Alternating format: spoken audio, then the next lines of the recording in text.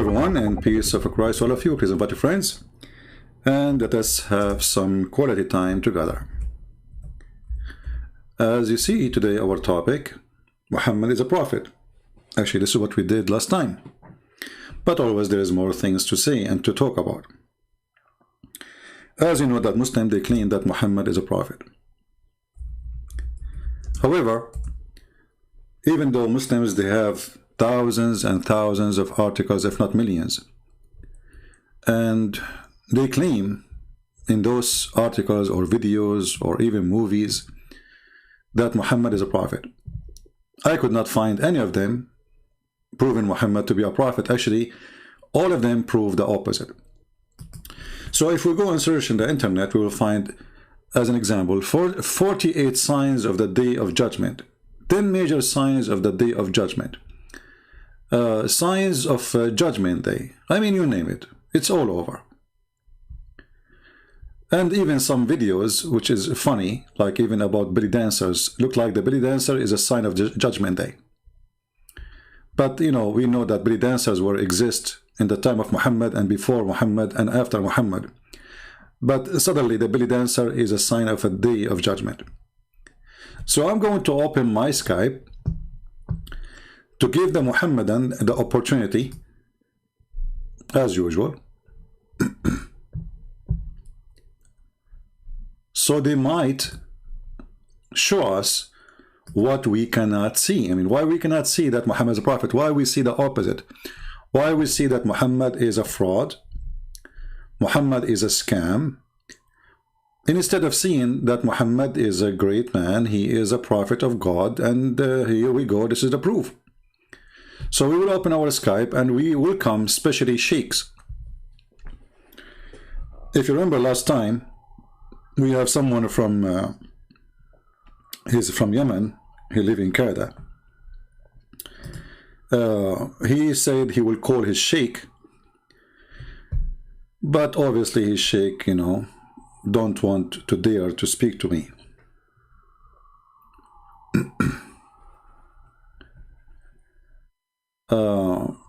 Look like he is online, he is texting me, I'm not sure. Let us see, maybe he has his sheikh.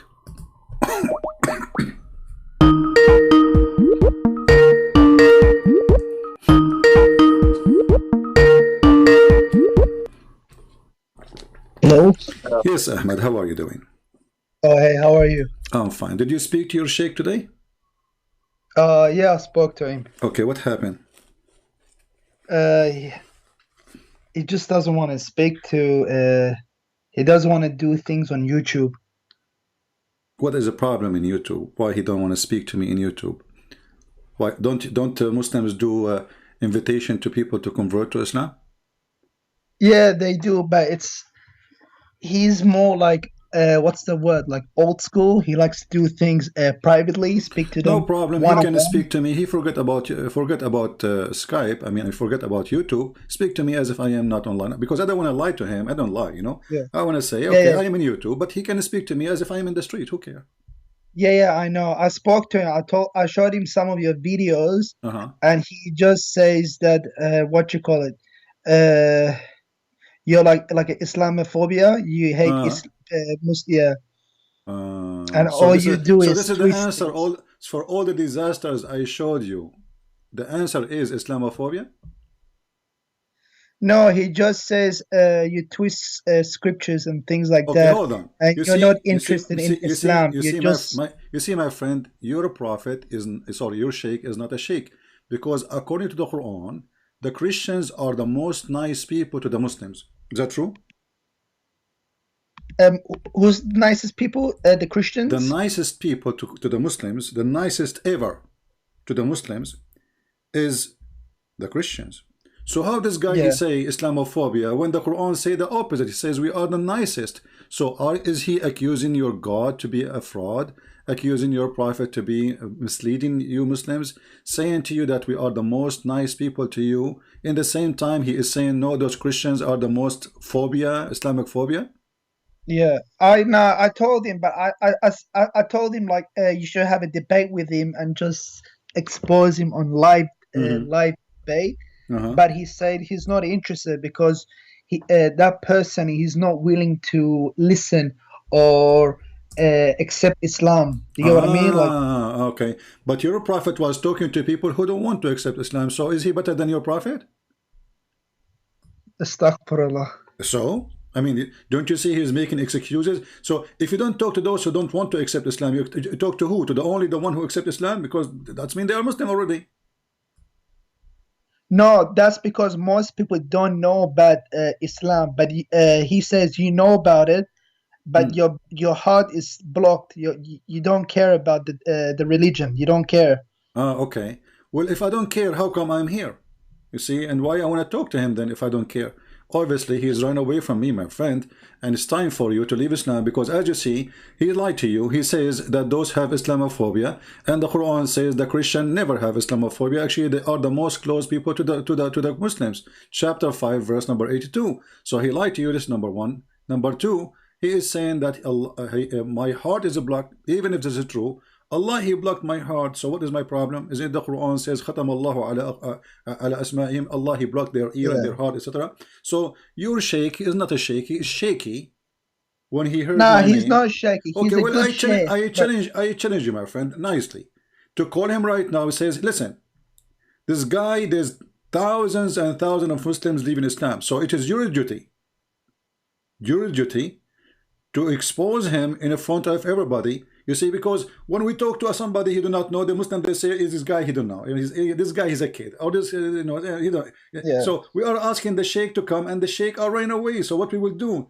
Can't you tell that he is running away? If he is not, he's not running away. He's just because I spoke to him yesterday. I spoke to him yesterday. I told him if he goes live, you should call him.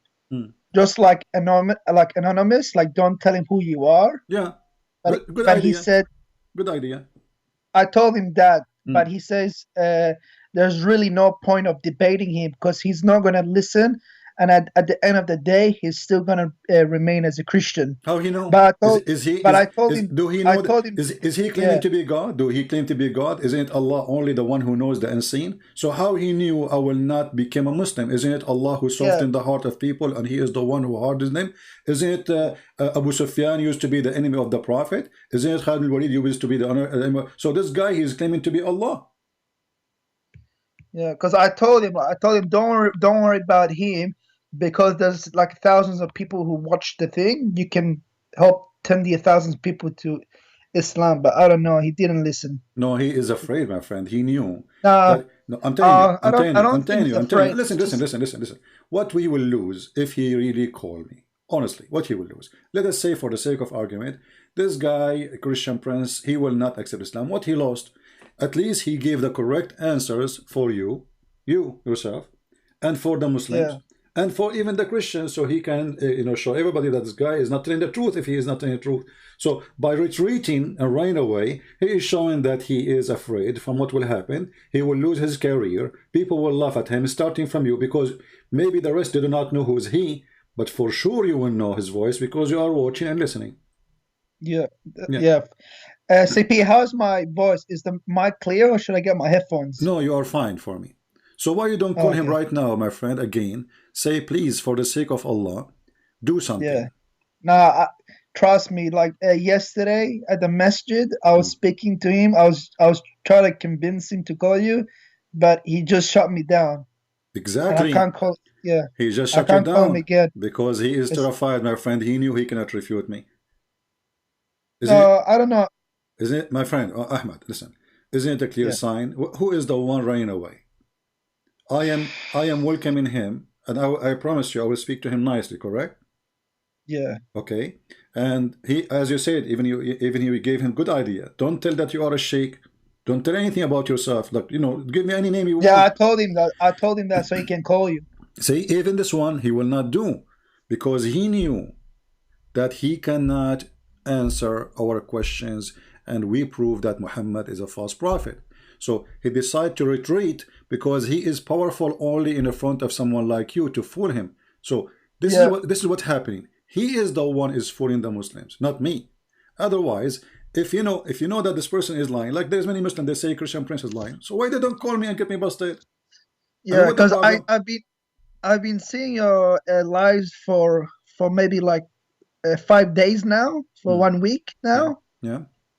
and I'm just surprised there hasn't been any like top Muslim sheikhs or scholars calling you and just bust you in front of everyone. Do you get what I mean? I'm just I, surprised no one has done that. I know what do you mean, and here we go. You have first-hand experience. You call your sheikh, who you saw. You said to me, I do not know who is he. He is the big shot, right? Yeah. So why the big He's shot? he's he's like one of the top. He's like one of the top scholars in Toronto. Okay, why the top scholar in Toronto? He don't dare even to get me busted. You see, you are not asking him even to debate me. You are asking him to get me busted. Can he call and say, hey, let me get you busted? It's going to take him 1, 2, 3, 4, 5 minutes. Christian Prince became shish kebab. But look what happened. He is the one is hummus. Yeah. Because honestly, like, I just want somebody to call you and just like to bust you and make you like shish kebab. I want that to happen too, you know. I just don't. I want that. I I just support you in that. I support you in that. You know. So what do you think? Okay, listen. The first sheikh because in my Toronto. because my knowledge in Islam isn't that great. I know some ideas, but I can't explain like hadith and stuff. I'm not a scholar, but I know there's a lot of scholars in it. But I don't know why they don't call. It was so easy for me to call you, but how come they can't call you? Exactly. You see, I don't choose my who's calling me. I don't know you. Yeah. Be honest with me. Have you ever spoke to each other before? Before No, last time? first time. Yeah. Did I ask you even who you are before you call me? No. No, that's the thing. You didn't even know who I was. I could have been like Ahmed, like Zakir Naik, and I could have just bust you in front of everyone, but it wasn't Zakir Naik. Yeah. So what we will do now? What happened, my friend? What will happen with the sheikh? Why they are running away? So Ahmed, I don't know. I say to you, my friend, because Islam is a lie, it's time for you to leave this cult. I just can't. For me, it's either Islam or being an atheist. There's no This is your middle business. ground. You And I, see, what you will be, this is not my business. You want to be an atheist, be an atheist. But, you know, we can talk about that later. But for now, what I showed you last time you called me 2 days ago is horrible. Isn't it you who said to me that the Quran speak about the cycle of the rain? And then yeah, we found the Quran is against that. So yeah, but then my scholar told me that the Quran is not meant to be a book of science. It's meant to be a book so of how come? signs. So how come the Muslim they made tons of articles? And if the Quran is not meant to be the book of science, why Allah speaking about science? When Allah he says that those are two body of water, and they will never mix. That is science. That is not just a metaphorical. That is science. So is he saying that Allah he is not knowledgeable about science? No, for sure he is. Well, this is what he said to you, because he is saying, you know, uh, I can say, okay, I can agree that a book about God is not a book about science, no problem. Yeah, But when no the problem. Yeah, Quran speak about science, then we cannot say Allah is not talking about science no more.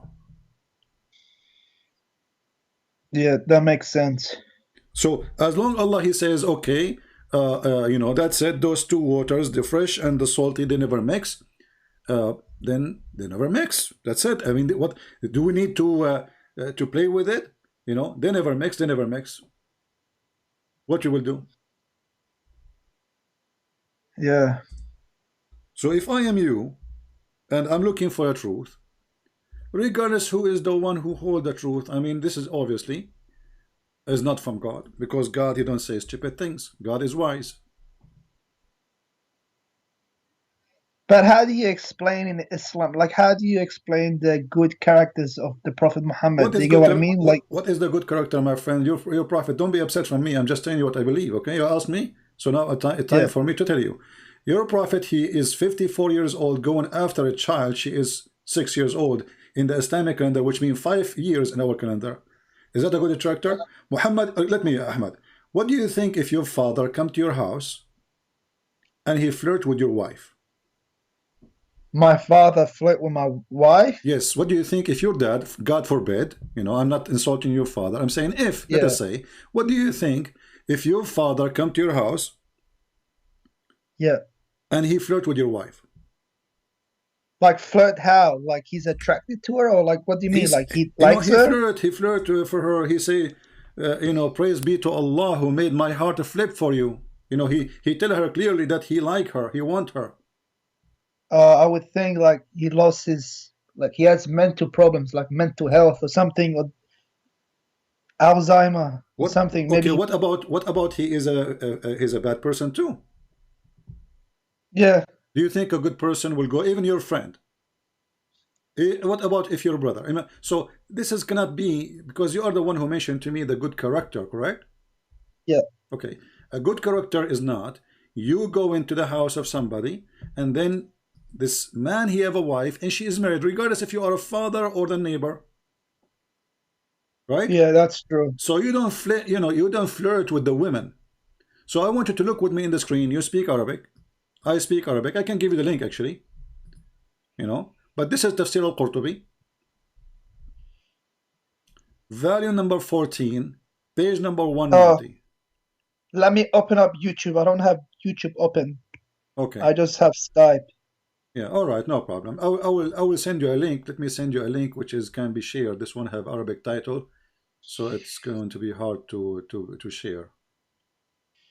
All right.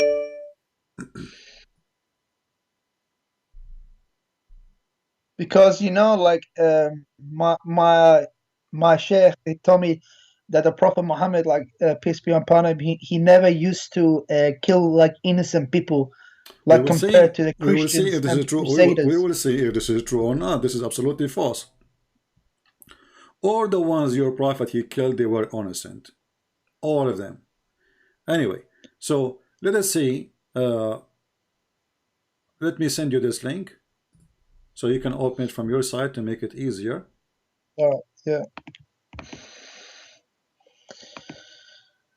Uh,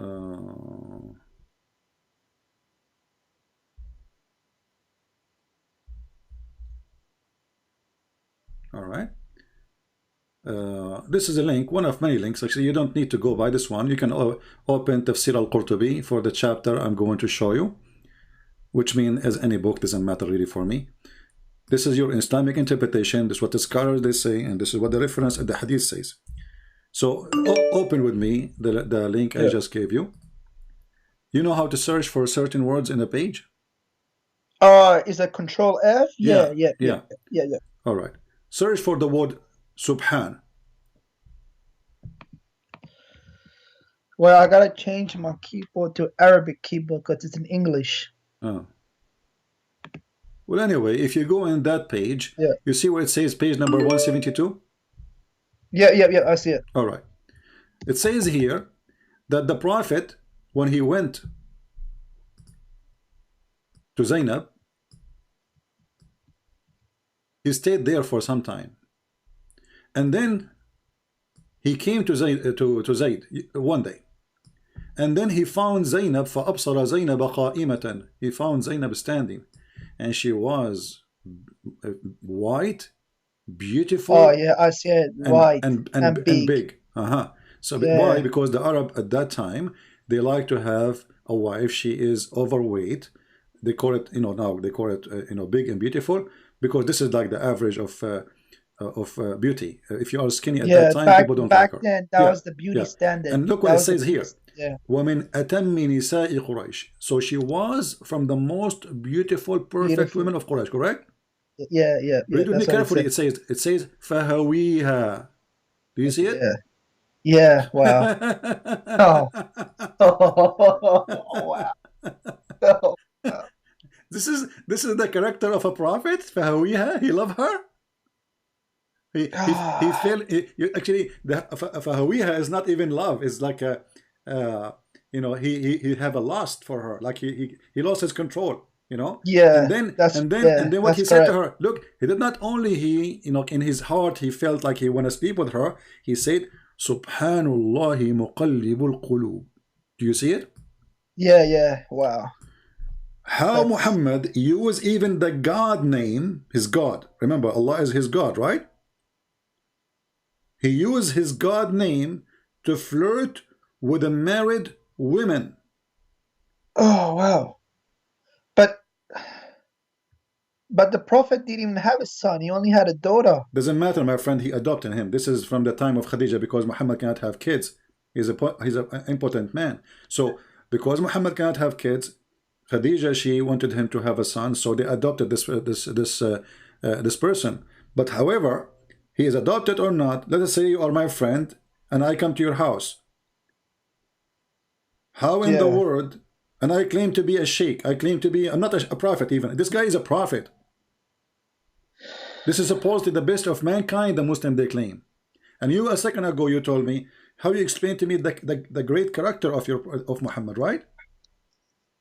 So based on this, Ahmad, if you go to the house of your son one day, you see your son wife, and she is wearing maybe something see-through, maybe, or you know, she's in her house, and this is her dad, correct? The father of the husband is a father, right? Yeah. It's forbidden for her. So how in the world the father of his own son, he flirt with married women? How in the world, even if he is not a father, he flirt? And not only that, he used the name of his God. Yeah, to flirt. I read that. So what do you say? I'll be honest with you, from what I read, it's really bad. Not only but this, I can't just take that. Listen, Ahmad, listen, read carefully, continue reading. فَسَمِعَتْ زَيْنَبَ بِالتَّسْبِيحَ. So Zainab, she heard him flirting, praising her by Allah, using Allah name. And then she told her husband Zayd, فَذَكَرَتْهَا لِزَيْد. Do you see it?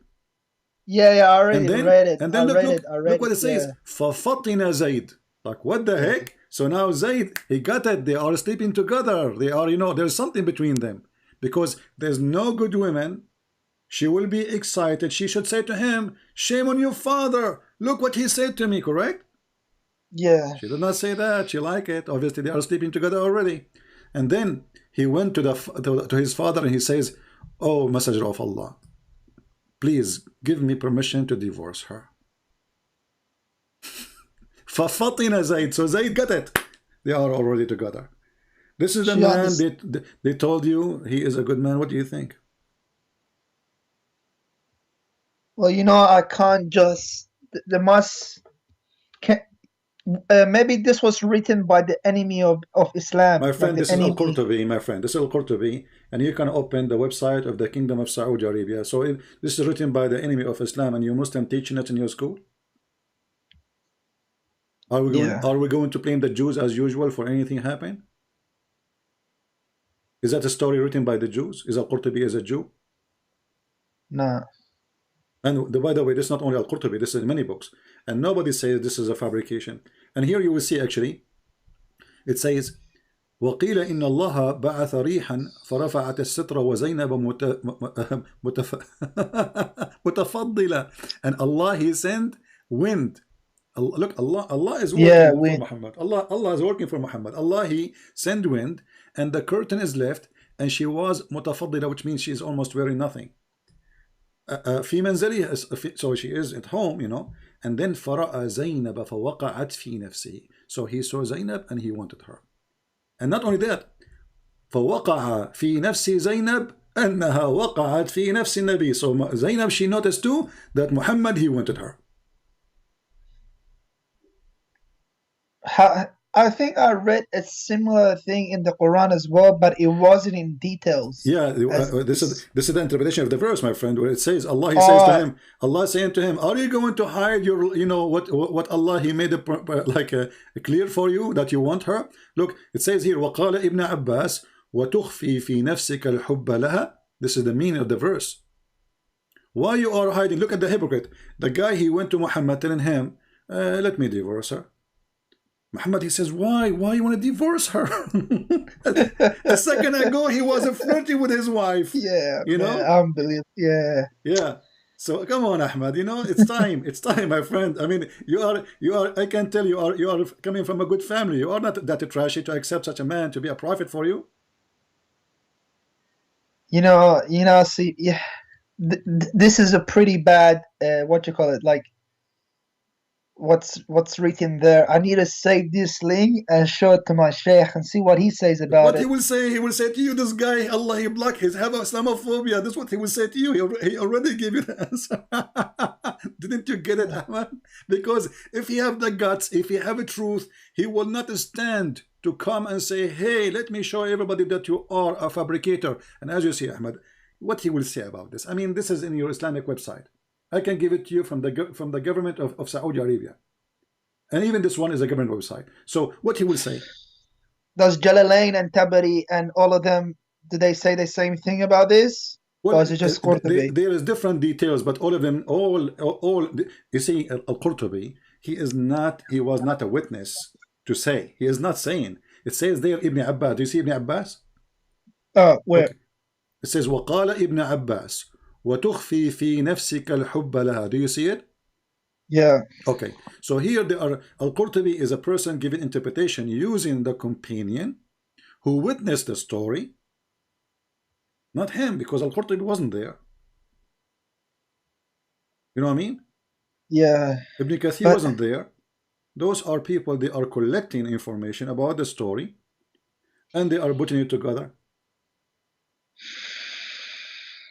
Then, but why do people say that the Prophet Muhammad, peace be upon him, he was the most, he was the best of mankind? Ask yourself. You are the one who told me that just 10 minutes ago. Because you do not know, my friend. I don't want to insult you. You know, you are ignorant. I just inform you something you do not know. Because of our ignorance, you know, we say things, it's not true. Because we grow up in a society, everybody praising Muhammad, he's amazing, he's the best of mankind, he's when the guy is nothing but a perverted man.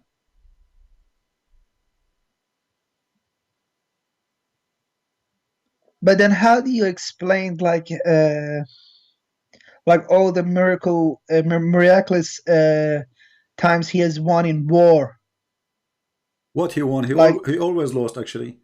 Most of the war actually, if you read the story of Badr, you will see he predicted, even he told them that there's a few of them will be there. He saw a dream about the number of people who will fight him. They went there, they found a huge number, and look what happened. Just to show you, this is a comedy. So Ahmad, tomorrow you will go to war, okay? And I will say to you, okay, well, one of you can fight 10. Who told me that? Allah. Do you think that if Allah says one can fight 10, Allah can make it happen? For sure. All right. So how come it didn't happen? If you have God by your side, doesn't matter how many. Exactly. If I have God on my side, even if I am one and there's a 1 billion human being, they want to fight me, I will win, correct? Because they are not fighting me, actually, they are fighting God, correct? Yeah. If we go to chapter 8. But the Prophet did win. Hold on. No, he did not. No, he did not. He lost. Listen. Chapter 8, verse number 65. Allah said to Muhammad, Allah saying to Muhammad, this is not Muhammad saying to Allah, O Prophet, rouse the believers to fight.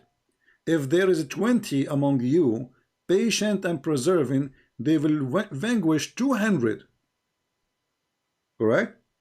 Yeah. The Muslim, they went to the war and they lost. And then when he came back, in order to cover himself, he says, verse number 66, for the present, Allah has lightened your task, for he knoweth that there is a weak spot on you. So if there is 100 of you with patience and persevering, they will vanquish 200. So look what happened. From 1 to 10 to 1 to 2. Yeah, wow. Allah now he found a weakness. This is a prophet. So shit, well, you keep saying shit, it's okay.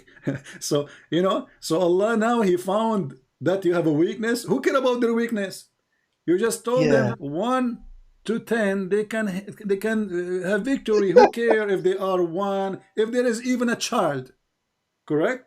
Even if it's an infant, like the maximum he can do poo-poo in this war. You know, if Allah he said, and Allah is God supposedly, if Allah he says he will win, well, he will win.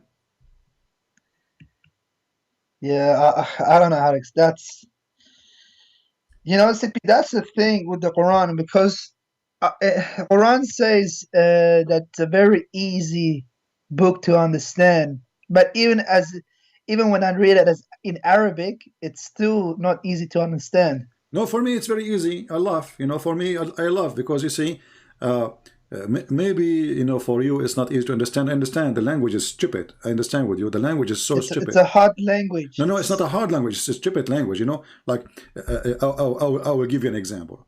If we like go, the Arabic isn't clear. No. The Arabic, yeah, the Arabic it's not the Arabic. The Arabic is a language which is actually very clear, but the Quran is stupid. And the funny is the Quran saying that we made the Quran a clear book for people. So if we go to chapter Al-Kafirun, Al-Kafirun, right? Yeah, I know that. I spoke to my sheikh about that. I always tell him, like, if the Quran is supposed to be a clear book, then how come for me it's a bit difficult to understand certain. It's not even certain. It's most chapters and verses. It's a bit hard to understand. My friend, I'm giving but then you. But then he tells me this is what we're here for. Yeah. This is what. Okay. Exactly. This is why. And when we needed him, he ran away.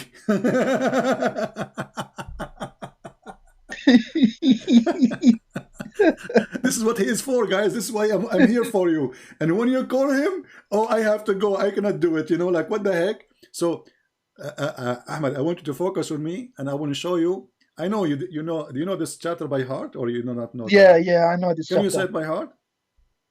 You like which one? Al-Kafirun. Do you know Al-Kafirun? It's okay if you don't know it. قل يا أيها الكافرون لا أعبد ما تعبدون. Do you know it? Do you want me to read it or? No, it's okay. But let me show with you how stupid this chapter. This is God talking. So Allah saying. Oh, that chapter. Yeah, that was the thing. When I read it the first time, it was really like I didn't understand what was this. What was about. It made no sense. Muhammad, he was talking to the kuffar of Quraysh, and later here clearly proved that Muhammad is a false prophet. Why? Because he said to them, I worship not what you worship, and I will not worship what you worship, and you will not worship what I worship. But later, all of them, they worship what he worship. I mean, look at this idiot. He told them that you will not worship what I worship, which means he is sure. And then all of them later, they worship what he worship. And just how stupid the verse is. I mean, the whole chapter is, okay, I don't worship what you worship. That's it. Why you keep repeating yourself? So, oh, you kuffar, I worship not what you worship, and you will not worship what I worship. And I'm not going to worship what you worship, because I will not worship what you worship. Because you have a religion, I have mine. Like, what the heck? Yeah, so if we take the word worship and we put the word eat, I will not eat what you eat, and you will not eat what I eat. Because I will not eat what you eat, and you will not eat what I eat, because I have my food, you have yours. Yeah, it's man, there's some things, that's what I mean, CP. There's some things that I can't explain, that I do not understand. Ahmad, I want you, what about you call your sheikh right now and put him in the speaker? Oh, he was actually very angry this morning. Yeah, because why? Because you are listening to me? He told me to stay away from these kafirs. Yeah, stay away. But let us get closer to him. What about you call him and put him in the speaker? And I say to him, hey, Sheikh, this guy, he insists to talk to you. Can you please talk to him? What do you think? What about if I somehow get his Skype ID? Okay. And you call him without me? Sure. Give me his Skype. I will call him right now. Okay. He's not online right now. He's not. No problem. I will. We will call him wherever we can. No problem. And that way you can speak to him. But yeah, that. Oh man, it's just. So Ahmad, come on, isn't it time for you to leave Islam, my friend? I mean, this is your prophet. He go to his son's wife, and he flirt with her. Do you want to have such a man in your house? But it's hard, and I just then how, my friend Ahmad, come on, is it hard to refuse a man He go But if in the house yeah, of people and he flirt with their wives, and yet he claimed to be a prophet of God. Isn't it obvious that he is the devil? This is an act of the devil. A decent man, a man have little decency. He's not a prophet. When he go to the house of a friend, he will not look at the wife of the friend, even if he's just a friend. This is the, he is inside the house. Why? When the husband is not there. Do you know why? Because now he is the father, correct? yeah, Otherwise, he should not be inside the house alone with the wife, correct? yeah. So he is being trusted to enter into the house because of father-son relationship. So what he did, what he do? He betrayed his own son. And then the poor kid, he go to Muhammad, the same person who is flirting with his wife. Imagine how humiliating it is to go to the same person who was just flirting with your wife, because what he will do, he will kill him. You go to him, please let me divorce her, please, his wife, she just told him that your father, he want me, he want to have sex with me. So the guy, he said to himself, I'm not going to be a pimp living in a house where my wife is being, or obviously she like him, otherwise she will not be proud about it. It's a hard passage to read. I'm not gonna lie, it's pretty bad. It looks bad. But everything I showed you since the 2 days ago and now, and you do not know believe what me, to say. believe me, CP. It's not like that. I don't want the sheikhs to call you. I want them to call you. I know. To strengthen my faith. I want them to call you, to boss you. But it's what's happening is the opposite. I don't understand why none of them call you. It was not even difficult for me to call you. It took me 1 second. There's a million videos in YouTube exposing the lies of a Christian prince, but none of those who make videos dare to call me. Yeah. And as you see, Ahmad, did I give you a speech, or I showed you reference and I gave you the Muslim website?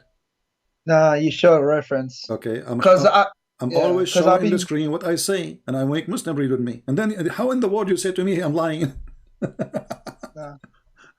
Because before I used to watch you, I used to watch Sheikh Uthman Farouk. Yeah, potato Farouk. But I stopped watching him because he's a liar, and that's how I found you. How you know he's a liar? What made you? Did you watch the video about him that the prophet he freed her to honor her and he married her? Talking about Mary the Copt, and then we showed yeah, that's the one. That's the one I watched. Because I knew that story already, and he just lies. Exactly, he's a potato. So now, so you came through him to me, or you know about me from before? No, I think on Twitter or something, because I follow his Twitter. He called somebody about Christian princess or something, Christian princess. So I've just searched up Christian. I searched that up on YouTube and I found you, and yeah. So you see, even he tried to insult me. He's a bully. They are a bully. They cannot refute me. And all of them, they want to debate me face to face, but nobody can debate me in Skype. No problem, because they are scared. They knew they are liars. So look what happened. This guy, he made videos to insult me. He could not refute me. And now, because of his video, you are here. You search for me. And now I can tell you are leaving Islam left and right. Yeah, honestly, like Uthman, like he's not a really good scholar. He's a potato. All of them, they are potatoes. Your sheikh, not all of them. Not all of them are my potatoes. friend. No, Ahmad. Just okay. Isn't it the sheikh you spoke to him today in the morning is a potato too? I don't want to say anything. No, you want to say okay. He will hear you, no problem. But you, even if you don't say it, everybody have to agree. If he is not a potato, he will say, you know what? I'm going to call this guy, and I will show all the Muslims that this guy, he is not telling the truth. Very simple.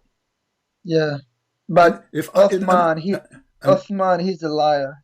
He lies about just to make himself, to make Islam look good. But he fabricates things. That's why I stopped watching Uthman. Yeah, well, he is not even a potato for me. He is just a puppy. But anyway, You see, Uthman is not the prophet anyway. I mean, we are not here. I don't want to do Yeah. what Muslims do, start, bullying, and, I don't care about this person. At the end of the day, our argument is about Muhammad, if he is a prophet or not. There's But CP, just one question. Like if like what you call it, if like Islam is not the truth and stuff, and like then how come like all the sheikhs and scholars are still being Muslim? How come they're not leaving Islam who and not they are, exposing? first of all, those have a career, they are making living from it. And if you are living in Islamic society, and there's a consequence if you leave, that you know the thing, right? So especially if you live in the Middle East, who dare to say, Muhammad, do I dare to say what I am saying to you now if I live in Saudi Arabia? If you say these things in the Saudi Arabia, they would probably properly, they will make me shish no, they will kebab in 2 execute minutes. you. They'll probably execute you. Exactly. So why the sheikhs are still sheikhs? Because who dare? Yeah. This is a terrorist religion, literally. Because the second you say one word about Muhammad, we want to kill. Actually, today I was seeing an article in Sky News Arabic, which is owned by Emirat, as I know.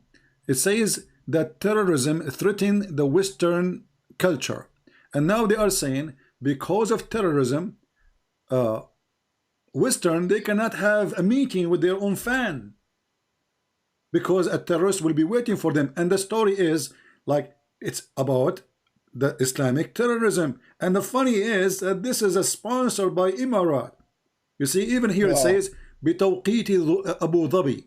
So they are saying clearly that because of terrorism, Western, they lost their freedom. And who is the one doing terrorism in the West? They are saying the Muslims. And who is the one writing the articles? Muslims.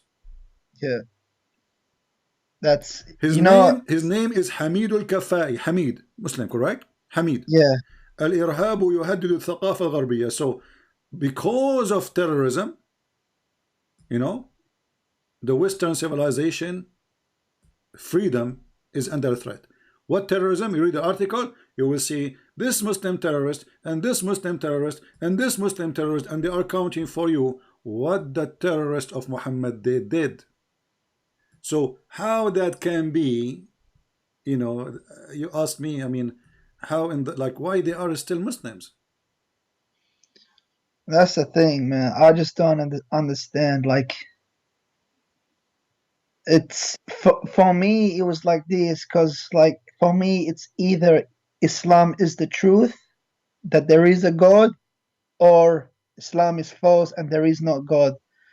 Because I tried. Let us first, because I spoke to my sheikh about could Jesus be God and things like that, and he told me like, do you really believe Jesus, God can do poo-poo and things like that? He says these things. Okay, hold on. Where he got that Jesus was doing poo-poo? Is that there is a reference for it?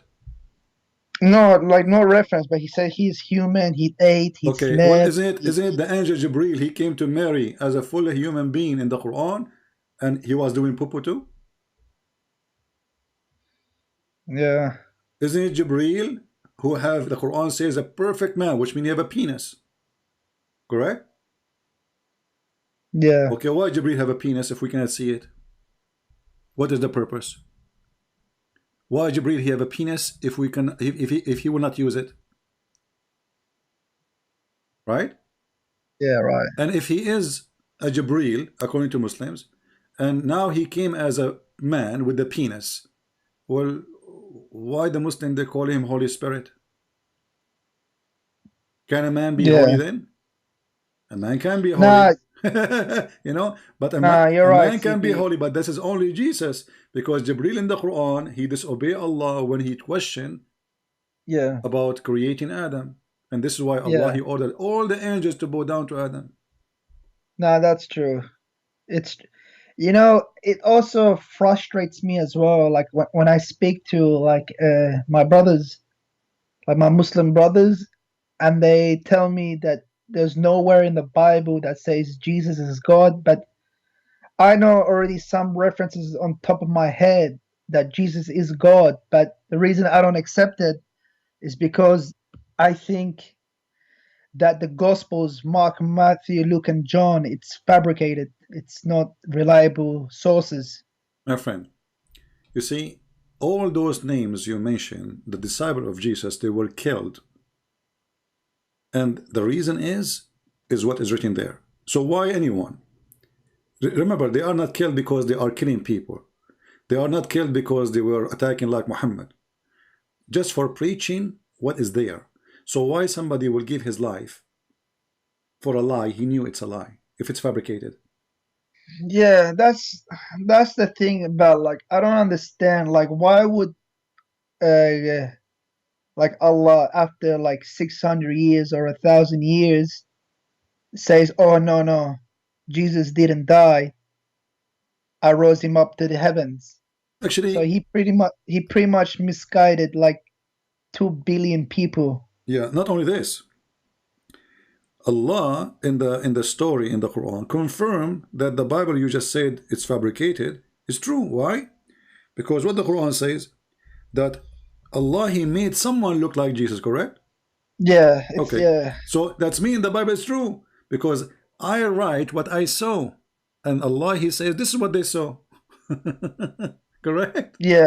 That's correct. Yeah. So how the Bible is corrupt? You know, the witnesses, they wrote what they saw, that Jesus was in the cross. Jesus, he spoke in the cross. Jesus, he died in the cross.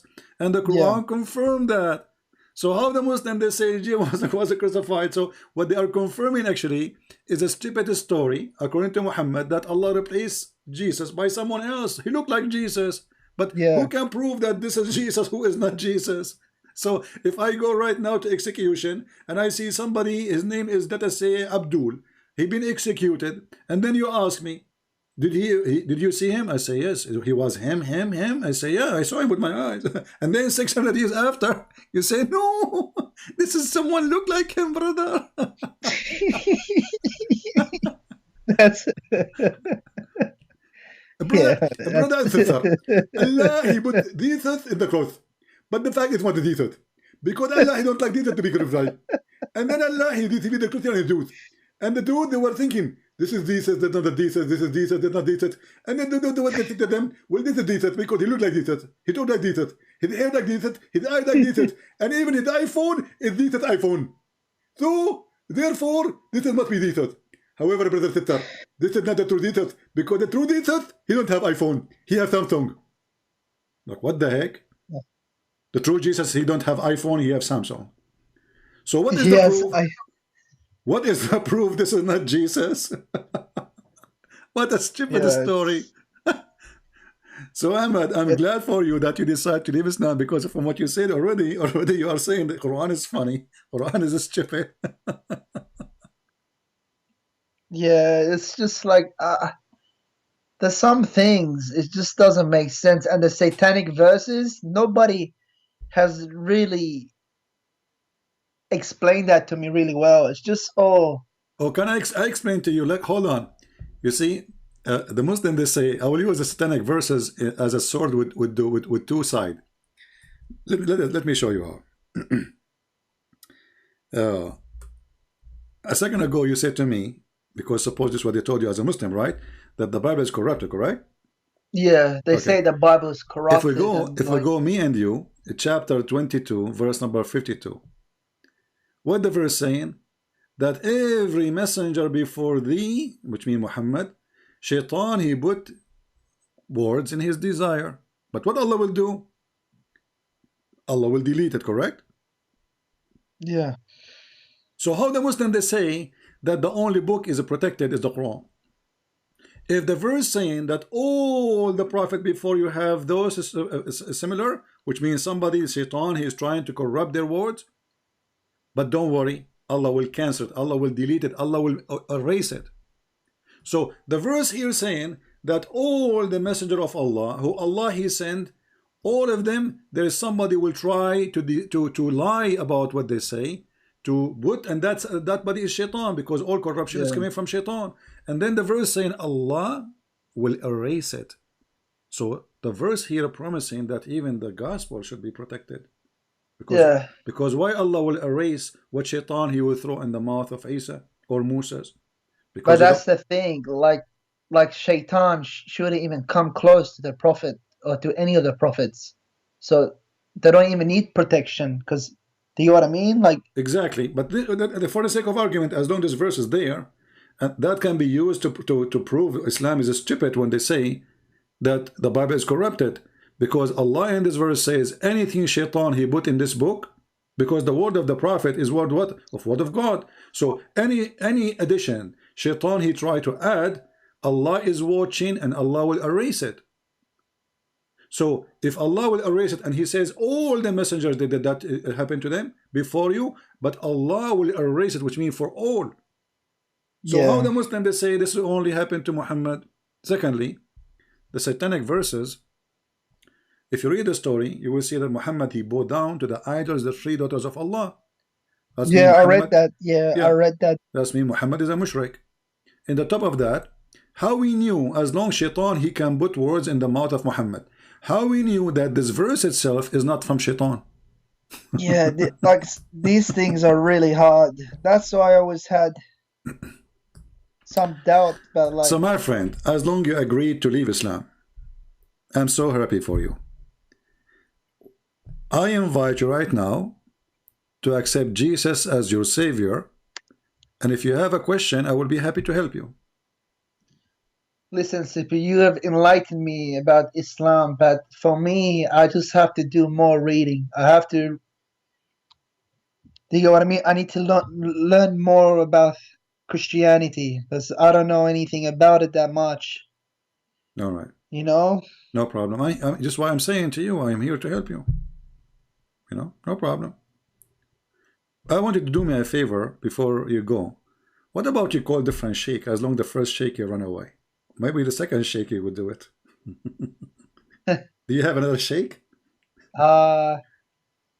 He's not really a sheikh. He's like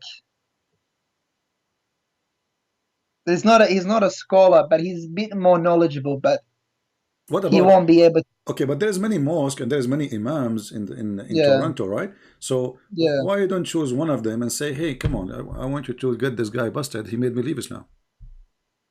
No, I don't want to. I don't want them to know. Oh, okay. Trust me, because I spoke to them, and some of the answers they given me, it's a bit nonsense. Yeah. It doesn't make sense. Well, Ahmed, I want you to do this. Start reading the gospel. Start from book of John or Luke. Doesn't matter really. And you can anytime, you know, try to contact me. CP, I have read John. Like, I don't know why Muslims say Jesus isn't God, when literally in the first chapter of John, it mentions like Jesus' deity. The first page, not only the first chapter, the first page. Yeah. And they say, and not only that, they say to you, where Jesus says, I am God, worship me. Isn't it his disciple says to him, why you don't show us the Father? And you know that we Christian, we call the Father our God, we call him Father, right?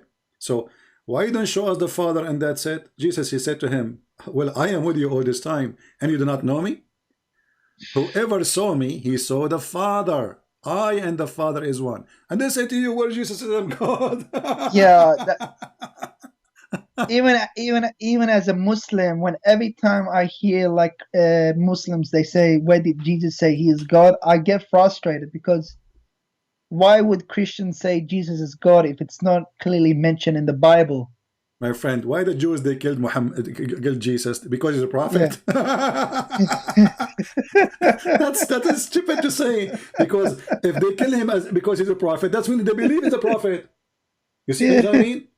If they killed him because he's a prophet, I mean, if we want to say that the Jews are very, according to Muslims, they try always to make them very evil. Okay, no problem. You can make them whatever you want.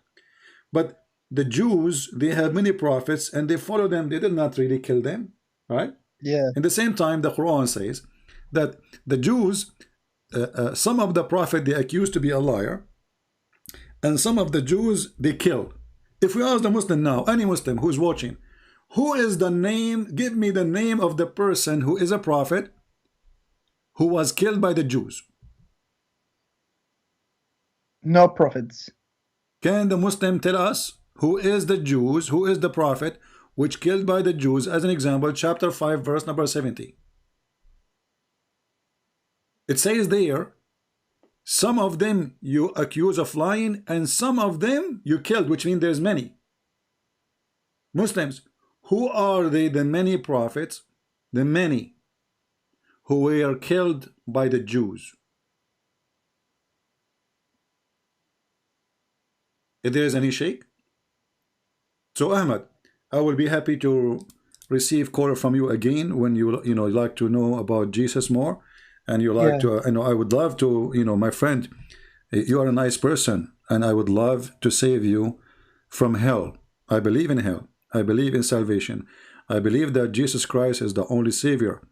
And because I love to see you saved, my friend, you are like my little brother, and I love to save you and take you with me and all those Christians to take you with us so we can enjoy a real happiness with the Lord. I like you to accept the Messiah. Yeah, so, thank you. You have definitely enlightened me. I'm definitely going to read the Gospels, but can you just for me, the biggest issue with Christianity is not Trinity. Like Trinity, I don't know why sometimes Muslims say, "Oh, Trinity doesn't make sense," or "This doesn't make sense." For me, it's like how can you make sense of God, of who He is? Your mind can't comprehend who God is. Yeah, that's true. Do you get what I mean? Yeah, I mean we call so him. It doesn't matter. We call him Almighty. Why we call him Almighty? Because he's Almighty. What Almighty mean? There's no limit of what he can do, right? So he's Almighty. So when this man he says to you that Jesus was a man, so are you saying to me that God Almighty, he's capable not of being a man in the same time God? This is against the word Almighty. This is against the word God. But wait, CP, do Christians believe that Jesus is a man, or he just became a man? My friend, the Bible teaches that for God he humbled himself. He humbled himself, so he come in a form of a man. So God, because he's so glorious, and because his glory is too like if you see God the way he is, you can't even live. Let us say, I'm not going to compare God to the sun, but the sun, the star, But imagine you are getting close to the sun. What will happen to you? Yeah. This is what will happen. So God, he humbled himself, and in order for us to see him, he came to us as a man. So he is a man, in the same time he is God. And if God, he chose to be a man forever, this is God. If he chose to be a man for a day, he is God. If he chose, you cannot tell why God, you cannot do this. Honestly, CP, sorry, that's the biggest issue with me. Like, I spoke to not my sheikh, but with one of my friends. I told him God can't be a man. Then how did God become a tree, like a burning bush? Yeah. When he spoke to Moses, do you get what I mean? Exactly. And not only that, actually, the voice came from the tree, right? Yeah. Okay. How did God become a voice? They will say, no, God. But yeah, that's. Is the voice of God is the voice of God is God? See, the Muslims, just because Muhammad he said, they refuse. As an example, I never saw a Muslim making fun of Mary being a virgin giving birth to Jesus, correct? Yeah. Why? Because the Quran says so. But imagine if there is no verse in the Quran, they will laugh at us. You know it. Yeah. So just because Muhammad says so, okay, it's true. When we ask the Muslims, is Allah is a fire? They say to me, no. So what this verse in the Quran saying? Blessed is the one in the fire and the one who is around the fire. Who is the one in the fire? Moses, he heard the voice of God, and the voice of God is coming from the tree, from the fire. Okay, and then it says, but when he come to it, chapter 27, verse number 8, he was called, blessed is who is ever in the fire and who is ever around it. You ask the Muslims, who is the one in the fire? Remember, the Quran says that this is a holy ground. Take off your shoes. So, are you a Hindu, Muslims? Because the Hindus, they believe in a holy fire. Yeah. Right? So, are you a Hindu? Why it is a holy ground? Who is in the holy ground? Allah. Yeah, God. So who is in the fire? They have no answer. You read the interpretation, they will say to you, the angels. Like, what the heck? Why it says the angels? And why the angels are inside the fire? I mean, what they are doing there? Like That's great. they are doing break dance. Like what they are doing? Like, angel, why you are inside the fire? Angels, okay, come to the fire, man. You will be burned. No, that's okay. For me, fire is okay. I thought hellfire is for. So how? In the same time, because Muhammad is a fraud, he copy a story from the Bible. He add his own spice, and Muhammad is like a person who steal my bicycle, and then he paint the bicycle, so I will not know that this is my bicycle. But he forgot to take my name from it. Come on, CP. Honestly, this is how Muhammad is. He is the most foolish person ever. I mean, the more we read about him, the more we die laughing. This guy is a certified idiot. So I cannot find better comedy than Muhammad. Actually, like 99.99999, like the election in the Middle East. Guys, when they vote for Saddam Hussein, 99.9999999 they agree, and the one who did not agree, actually he agreed, but he died when he was doing the election. This is Muhammad. 99.999999999 they believe that Muhammad. Okay, there's no atheist in Saudi Arabia, brother. There is no atheist in Yemen, brother. There's no atheist. There's no atheist everywhere, because who there? Saddam Hussein in charge. But the second you start reading, you will see that this person, this prophet, is a false idiot. Anyway, Ahmad, he hang up. All right, he's gone. But we are happy that Ahmad, he left Islam. He called me to get me busted, and he ended leaving Islam. Let us see if there's other Muslims. All right. I'm a Muslim. Okay.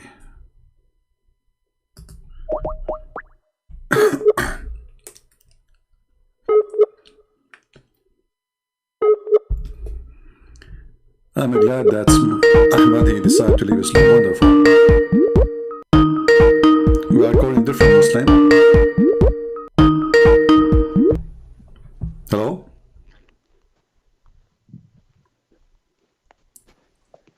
Hello? Hello? Yes, my friend. You are a Muslim, right? Yes. All right. What would you like to say to us? We are live on air. How are you? I'm fine. Is your prophet a prophet? What do you think? Yes, sir, he is. Why he is? Hold on one minute before we start with this. I just want to ask you, who do you believe wrote the Quran? Who I believe he wrote the Quran? Yeah, who do you believe wrote the Quran? Well, the Quran answers us. It says it is the word of a decent prophet. So Muhammad is the one who wrote the Quran, according to the Quran. Okay. All right. So you think no, read with me. Chapter, because I don't like to say things without proof. Chapter 69, verse number 40. Chapter 81, verse number 19. It says it is the words of a honorable prophet. The Muslims, they put between two brackets Jibreel, but the fact nowhere Jibreel. It says the messenger, Allah messenger, is what Allah speaking of. So it is the word of honorable messenger. Is the Quran, in the Quran, Allah says that Muhammad was illiterate. He didn't even know how to read. Nowhere the Quran says Muhammad is illiterate. We will go there after we finish this. Is the Quran the word of Allah, or the Quran is the word of the angel, or the Quran is the word of Muhammad? What do you think? Word of Allah. Okay, so chapter 69, verse number 40, it says, "This is verily the word of honored messenger." Before that, probably Muhammad has said something, no and then problem. he said Muhammad. No, my friend, this is Quran. This is Quran. This is all is a Quran, and then it says this is the word of honorable messenger. Okay, what's before that? You can read what before it. He is giving you lecture about this and that, and do this, don't do that, etc. And then yeah, that's okay, what Muhammad is telling us. So this is Quran, but now it's Quran. Yeah, Allah is saying this is what Muhammad, peace be upon him, said. But so Muhammad did not receive this revelation from Allah. So why it's in the Quran? Because that will make it hadith. If it is a hadith, is Muhammad saying don't do this, don't do that? That's mean Allah there is not talking.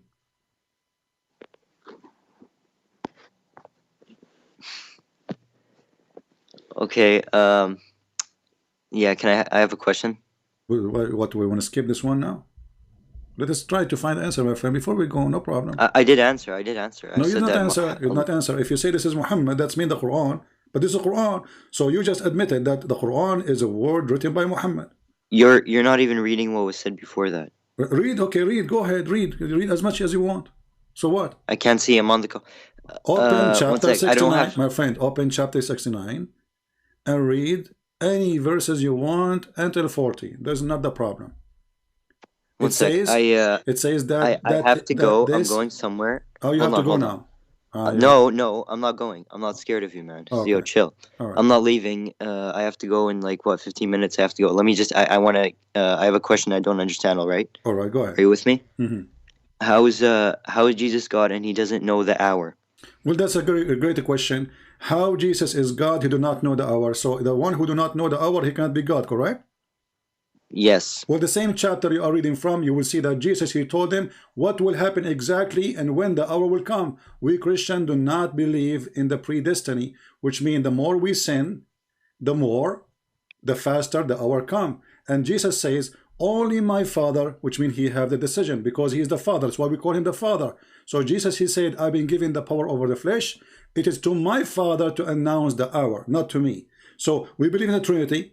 God the Father, God the Son, God the Holy Spirit.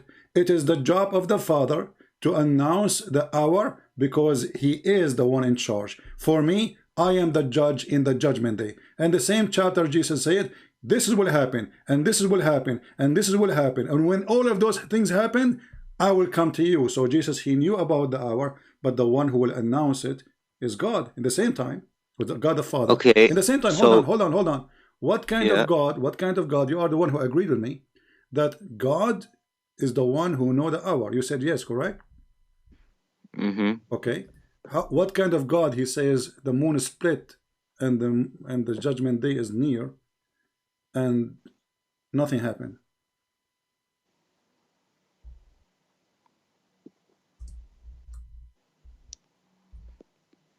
Do your God know the hour?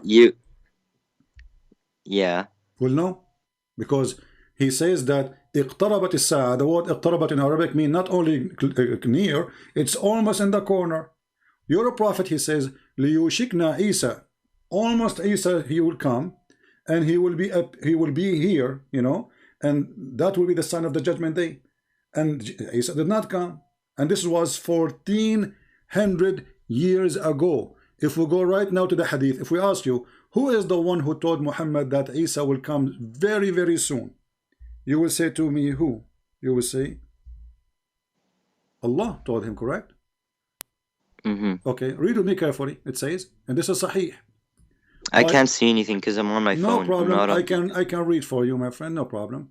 By the one whose hands is my soul, Ibn Maryam, the son of Mary, shall soon descend among you, judging justly. He shall break the cross and kill the pig. Jesus is going to be a cowboy, will fight pigs, no problem. But did he say liyushikna, which means extremely soon, not only soon, very soon? I know why.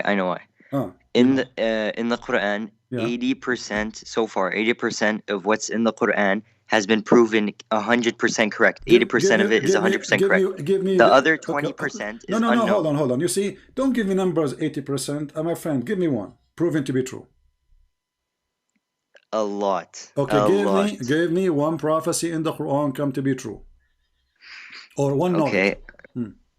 Okay. One of them was, he said that iron didn't even come from Earth. He said it came from like meteors or something. All right. Well, like not too long ago, we knew that meteors, iron came from meteors. Okay, hold on, guys. Allah in the Quran, He says iron did not come from the earth, is coming from the sky, from the space, correct? Yeah. But is that true? It was proven to be, yes. No, my friend. If you go right was now, it? Wait, my friend, the volcano have something called magma, correct? Mm-hmm. Okay. Most of the volcano magma is iron. So how we have no iron except the one coming from the sky when the magma, the core of the earth, is full of iron? How there is no iron? The Quran, if we go and read the Quran, you will see that Allah, He says وَأَنزَلْنَا الْحَدِيدِ. But why you Muslim, why you don't read what is before? It says Allah, He sent down the book. Did Allah send really a book, printed book? Allah, He sent down the justice. Allah, He sent down the scale to measure. Did Allah send the scale? No. And then we send down the iron. So this is not about iron sending. Allah saying to you that everything creation you have is made by us. But I will go with you now, because now that will become a mistake. Because did Allah send the iron to who? To mankind, correct? Mm-hmm. Okay. So mankind is there, correct? Yeah. Okay. So isn't it the blood of Adam have iron? So if there was no iron, and then Allah, He sent iron with the rain, did Adam, he drink water and he get iron in his blood? If there's no iron in the blood, we will not live. We will die. Anyone have deficiency, little deficiency in iron, he is going to be sick. If he have no iron at all in his blood, he is dead. Wait, I'm not. Was it iron or was it something else? Iron. I'm not sure. No, iron. Is that what he Iron, said my in the friend. Quran? Iron. You can go right now and read about how and what is the percentage of iron in our blood. And if we don't have iron, we are dead. So Allah, He sent iron to the mankind, but mankind already exist and they have iron in their blood. So if there is no iron, where is the iron coming from in their blood? And remember, Adam was created from dust, correct? Mm-hmm. So from dust to dust you go, my friend. No. What do you mean no? Created from what? He was created from clay. What, isn't it the clay is a dust mixed with water? You're funny. Yeah, I'm funny. Look at these losers in the comments. Okay, don't talk about the bunch of losers, my friend. Focus. These guys have nothing to do. They it's okay. It's okay, my friend. Guys, be nice, please. Yo, look. Hold up. My friend, You're like, don't make listen. Don't make. You know what's funny? Make a drama. You know what's funny? Don't make a drama. One sec. My friend. Okay, I'm not done. Okay, don't make a drama about comment. You are talking to me. Listen. I heard you today. You were making fun of Zakir Naik when you're the one sitting on your laptop waiting for random people on Skype. You should be ashamed of yourself. What? Zakir Naik actually gets up in front of millions and talks to people. I'm getting in front of millions. You see, I am #1 person Indonesian people listen to around the world. So I am the one who millions listen to me, and your Zakir Naik don't dare to debate me. You should be ashamed of himself. Who care about going? I'm not going anywhere. I sit wearing my short. My friend. Hold on. Don't give me this drama. Either you have answers for what I said or you don't. Do you have answers? You don't. So don't cry for you cannot answer. The excuse if I go, don't go, I travel, I don't travel, that I'm not a prophet. I do not need to prove myself, and none of you can debate with me. Yo, so now, nobody talks I have with a you challenge for you. I have a challenge for you. I have a challenge for you. Do you dare to call your sheikh right now and put him on air live with us? Now. Yo. Do you realize how embarrassing you are? I just embarrassing. Embarrassing is you. I'm challenging all your sheikh and you don't dare to debate me. And when you call me, I get you busted in 2 seconds. Let us take who's next. How embarrassing.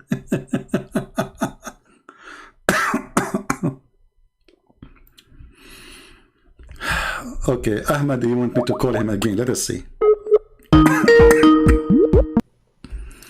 Hello? Yes, Ahmad. Sorry about that, CP. My internet just dropped off. Yeah, it's okay. Did you hear the guy saying that Zakir Naik, he speak to everybody? I don't. Yeah, he was being really stupid. Do Zakir Naik dare to open his Skype to anyone to call, including me? Do he dare? You don't. I have my Skype open for anyone. I don't know who's going to call me. I don't know if he's a scholar. I do not know if he's a smart. I don't know if he's a genius. I don't know if he is going to... I'm not afraid of anyone. CP, when he mentioned the verse about iron, I knew you were about to bust him. I will bust them anything they say, my friend. But Ahmed, don't laugh. I got you busted too. But that's, oh yeah.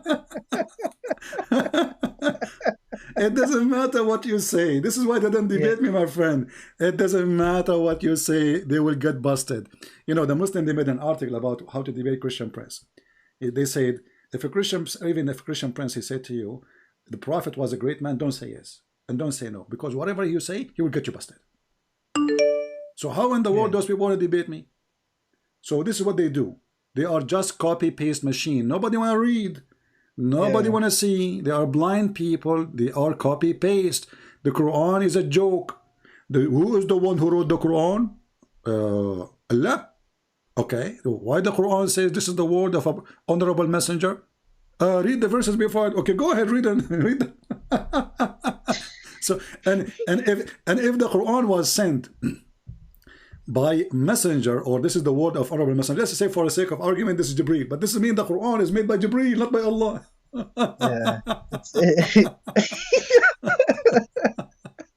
What a comedy. I'm not sure what to call it, comedy or drama. You know, you tell me. This is it's a mix of both. It's a mix of both. Like that person who just called you, he was kind of like me. He was being ignorant. Like you bust him and he was still denied.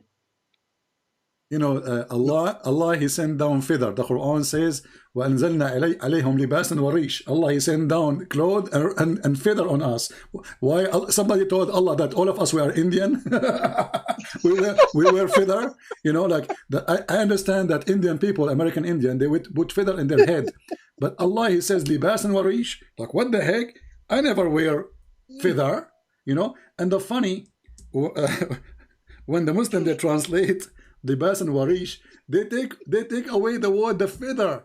I mean, why you are taking away the word? You know, why they say? Let us see if we go in the Quran. Let us find the translation because it's hilarious. You will find 99.9 of the Muslim translation they take off the word feather. I don't know why, you know. Hey Muslims, anyone can tell me why? You speak Arabic, Ahmad. Does it say sawatukum warisha?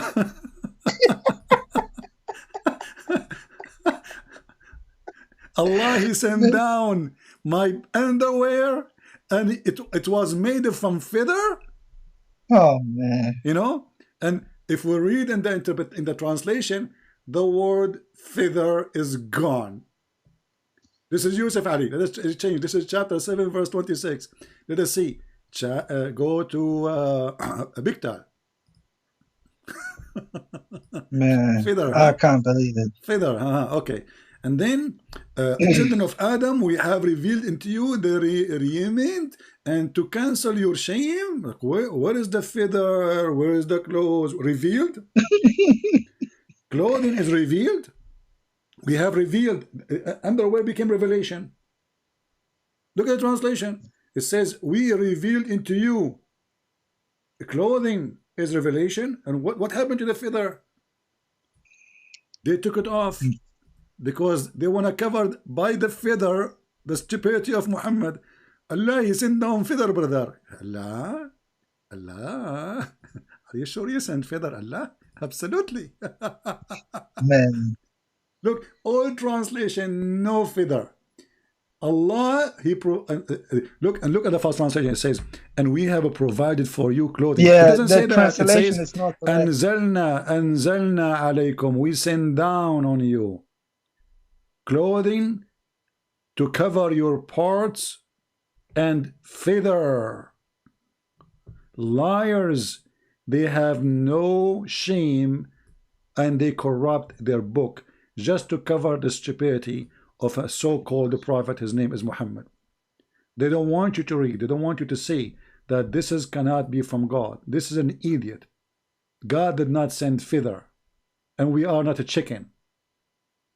Yeah. You see, if we are a chicken, I will say, okay, well, Allah, he covered us by feather. But did any of you Muslim have a picture of himself when he was a baby? He was covered by feather? because maybe you were born with covered with feather, and then your mom, she took the feather away. Anyway, Ahmed, there is anything you want to say, my friend? Yeah, I just want to say, like, yeah, thank you, CP. Like, Ahmed, don't thank me, my so friend. Don't thank me. I want you to accept Jesus. Come on. I want you to be saved. I want you to come I, to Christ. I want you to be. I want you to be with us in the heaven of the Lord. yeah, for sure. Like, yeah, like I just have to do my own research. I just gotta, you know what I mean? I have to read it and understand it myself. All right. But like, yeah, for me, But like, Ahmed, I don't. I'm going to make a threat for you. If you don't accept Jesus, I will take all the feather covering you now.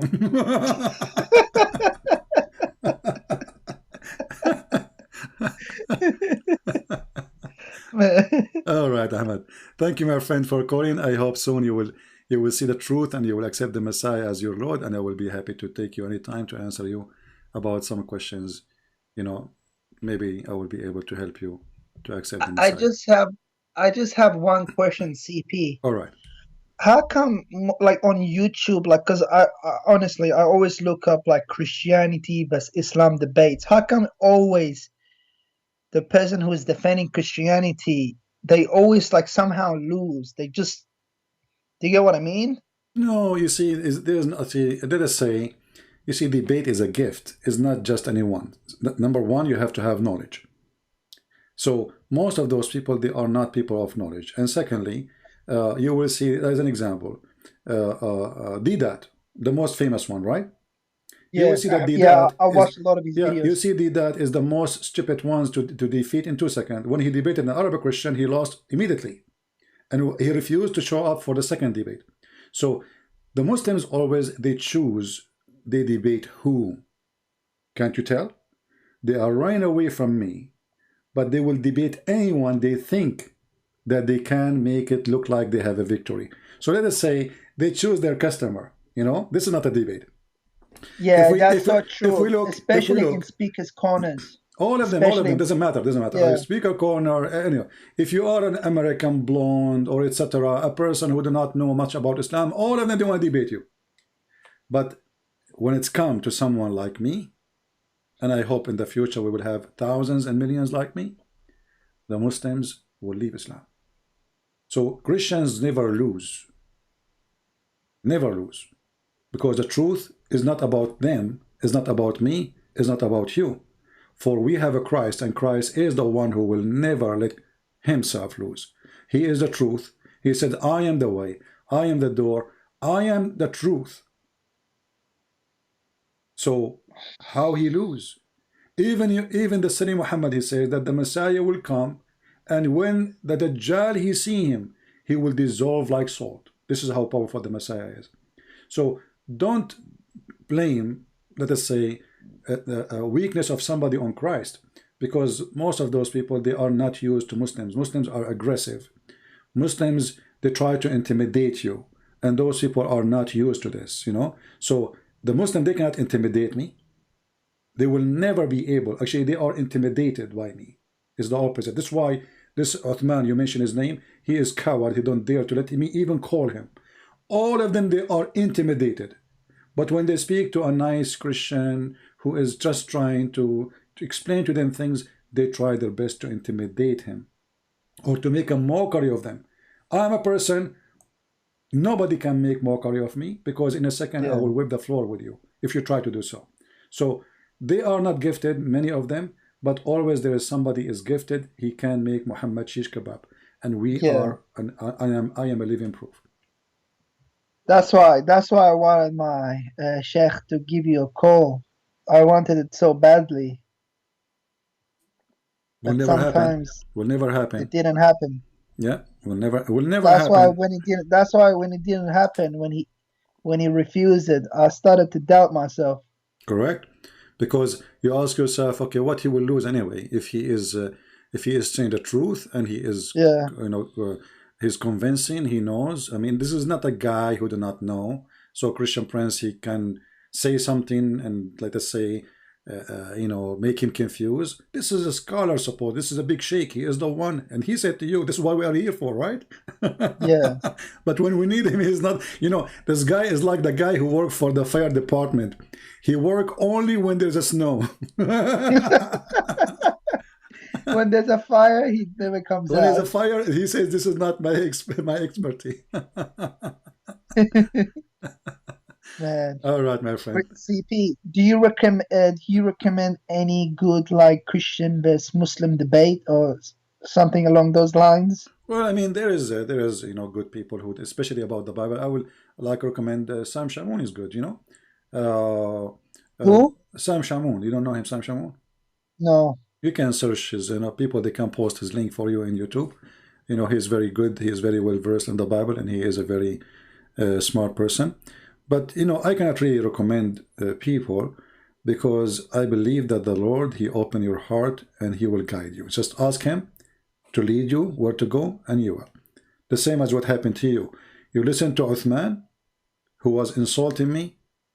Even though Uthman is speaking of the devil, the Lord, He made Uthman a leading sign for you to come to me. And here we go, you left Islam. So Uthman ibn Farouk, he never imagined that when he make a mockery of a Christian prince, because he's a coward, he don't know how to deal with me. I get him busted already many times. So he make mockery, but he never thought that his mockery will make many Muslims search and look for a Christian prince to watch his videos, and they will end leaving Islam, like what happened to you. So because that's how I found you, because on his Twitter he says he mentioned you as like a Christian princess or Princess Chris, something and like he says that. I'm wearing burqa, I know.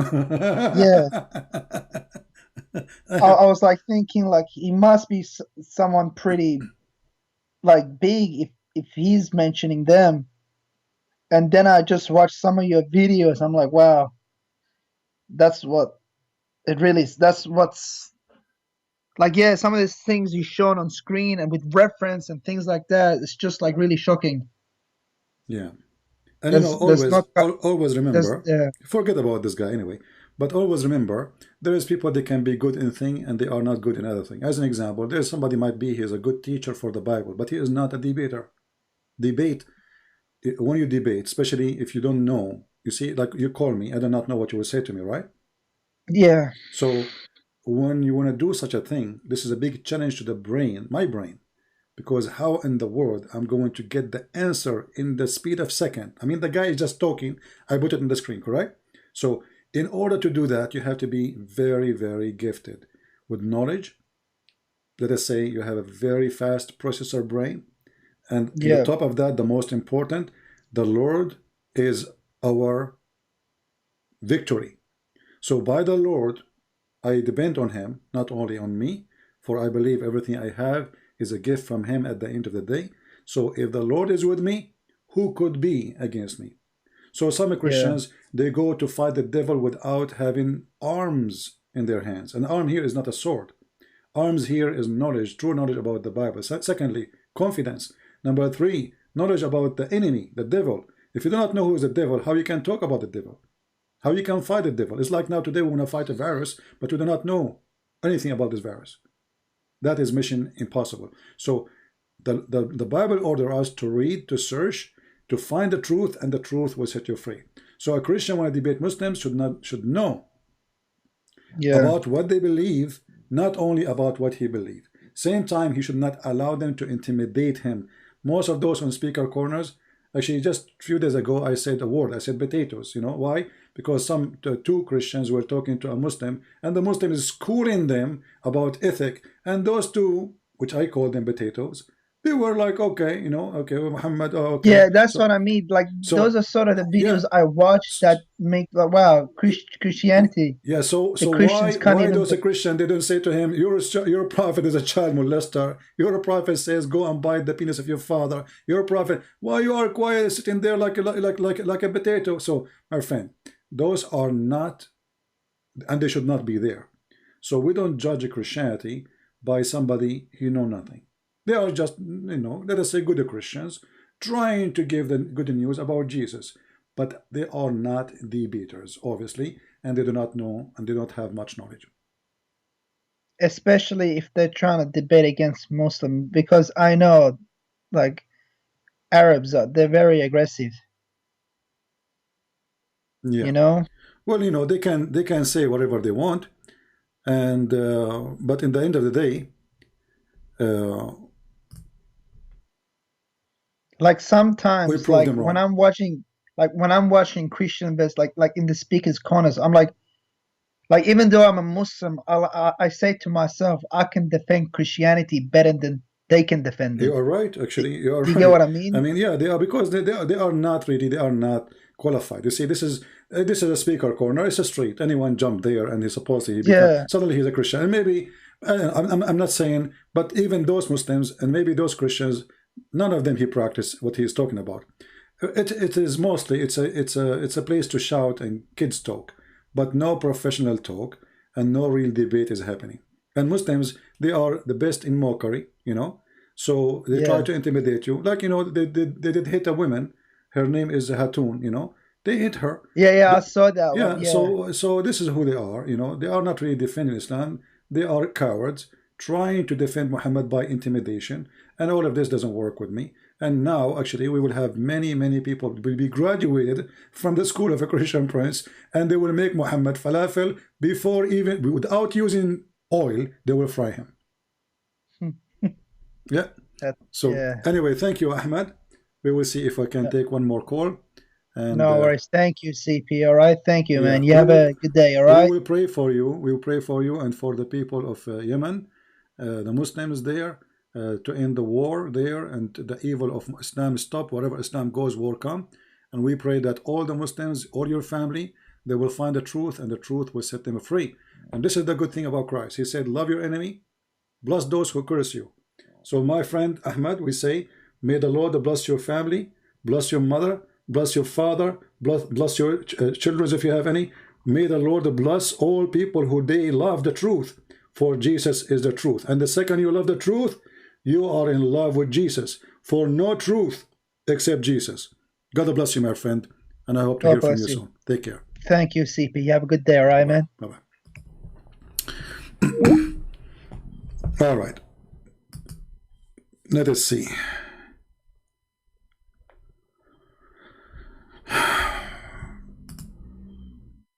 Okay, Muslim here. All right, we have a Muslim.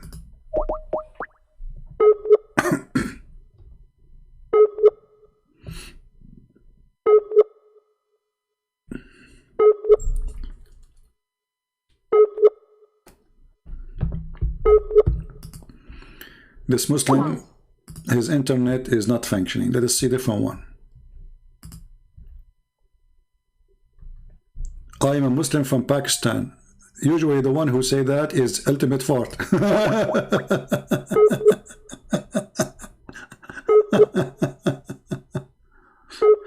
Okay, a Muslim from Pakistan.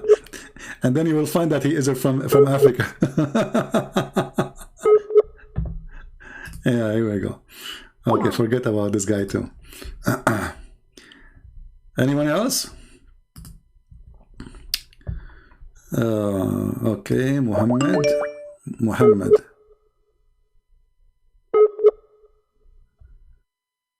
Why everybody is internet not working?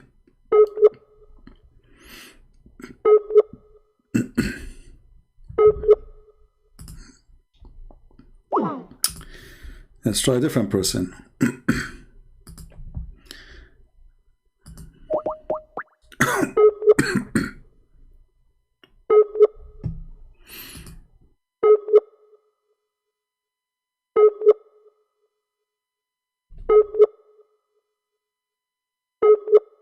Well, I don't know. Look like Skype, those Muslims, they say to me, call us, and we try to call them. Their internet is not working.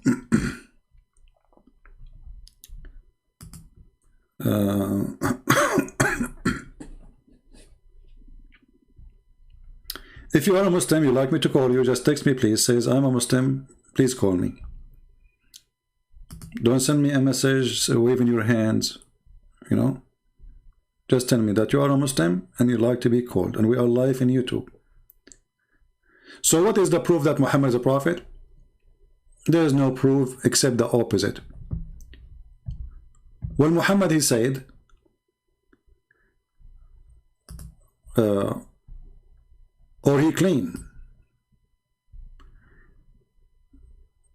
that the plague will never enter Mecca.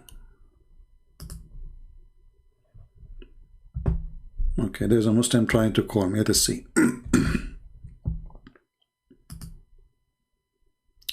Oh, we have a Muslim saying white man worshipper. Let us call this guy. I like that topic.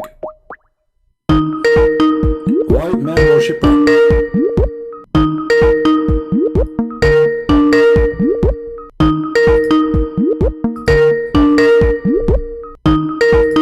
Maybe he's a coward, he won't answer.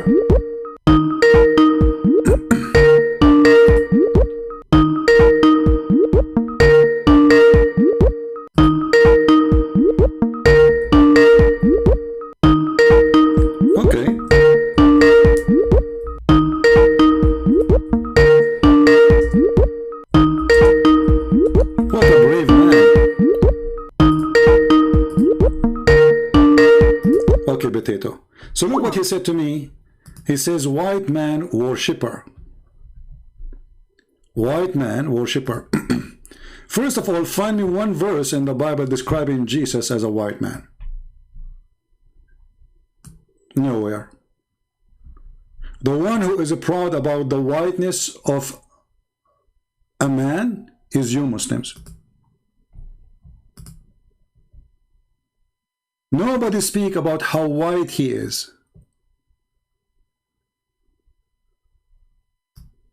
Only Muslims. They praise the white man Muhammad. The white man Muhammad worshippers. Didn't have to strain to look up at him, nor was it tedious to look down at him. He was a comfortable sight to look at. له رفقاء يحفون به. They had friends. Say something, they used to hearken to what he used to say. وإن أمر تبادروا إلى أمره. Tall and thick, أزج أقرن. His eyebrows were arched, but they were not joined. It was separated. In summit فعليه الوقار. When the Prophet is so pretty. He was silent. Guys, we have to admit the Prophet was so pretty. Striking appearance. He's so pretty. ظاهر الوضاء. أبلج الوجه. Radiant face. حسن الخلق. Beautifully created. The pretty. Who is the white man worshipper? And look at the drama music behind. I mean, what is that? Aren't you worried that there is many homosexuals, they will go and do something to Muhammad? They will love him? They would like to share the bed with him? Especially your God, he says, whatever you wish in the heaven, they will convert to Islam, and then they go to heaven, they says, we want to sleep with Muhammad. Look how pretty Muhammad is.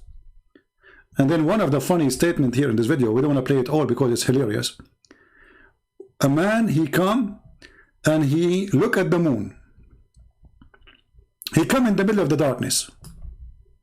When he spoke, it was audible and clear, almost commanding and overtaking.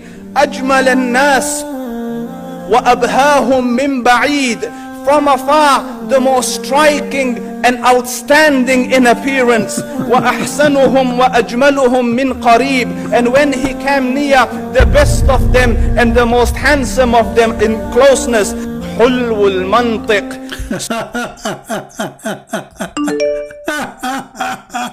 Who is the white man worshipper? Who? Let us go to the moon. When the guy, he saw the prophet. He looked at the moon. He looked at the prophet. He looked at the moon. He looked at the prophet. He looked at the moon. He looked at the prophet. And for sure, the prophet is more white than the moon. Rasulullah. Anas ibn Malik says, he says, I came out one night. I came out one night. It was the full moon night. Absolutely.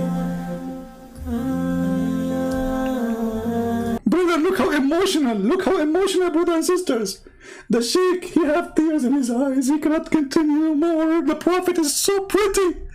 He's so pretty. When the guy, he saw him at night, he could not stop.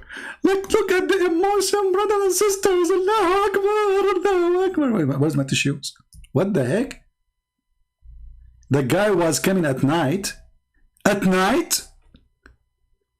Many things happen at night. Be aware. I came out one night, it was the full moon night. Look at the emotion, look at the action. And I looked at the moon, and in the desert, understand, the moon is an awesome sight. It is smooth, it is radiant, it is clear, it is gentle compared to the scorching sun at which they are used to. So the moon was the epitome of beauty. So he says, I came out at a full moon night and I looked at the moon and I saw it beautiful, handsome. So I said, let me go see if the moon is more handsome or my prophet is more handsome. Are you kidding me? Are you stupid or what? You are comparing the prophet of Allah, the most handsome boy, to the moon. What's wrong with this guy? Don't you know the answer already? I mean, how in the world even you think about it? Don't you know that there's nobody is more pretty than the prophet? Who the hadith says his underarm is so white, his thigh is so white, his belly button is so white, his face is so white. And the Muslim says, white man worshipper. Not a single verse in the Bible speak about Jesus as white or his color and how good looking he is. Because we don't follow a look. Secondly, all those stories is a fabrication.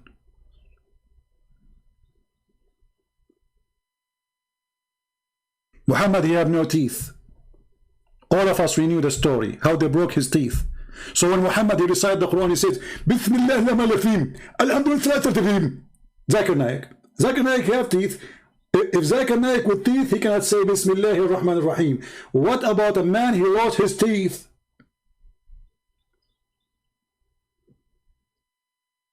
I mean, the guy, he don't even have teeth. And if he is so good looking, why the father of Khadija, he don't want him to marry his daughter, even though she is 20-something years older than him, and she have 2 husbands before him, still he don't want him. He's so pretty, man. Okay, what happened? And the guy, he went in the street and he saw the moon. By the way, each time I see the moon at night, I go there, I look at the prophet, I look at the moon. I look at the prophet, I look at the moon. And then I look at the prophet, and I don't want to look at the moon no more. That's it, I give up. I'm so disappointed with the moon. I thought always the moon is so beautiful. It turned to be no. He lost the competition for a guy, his name is Muhammad, and he's an Arab, who take a shower with dead dogs and women blood from period. Alex says, he says, I came out one night, I came out one night, it was the full moon night.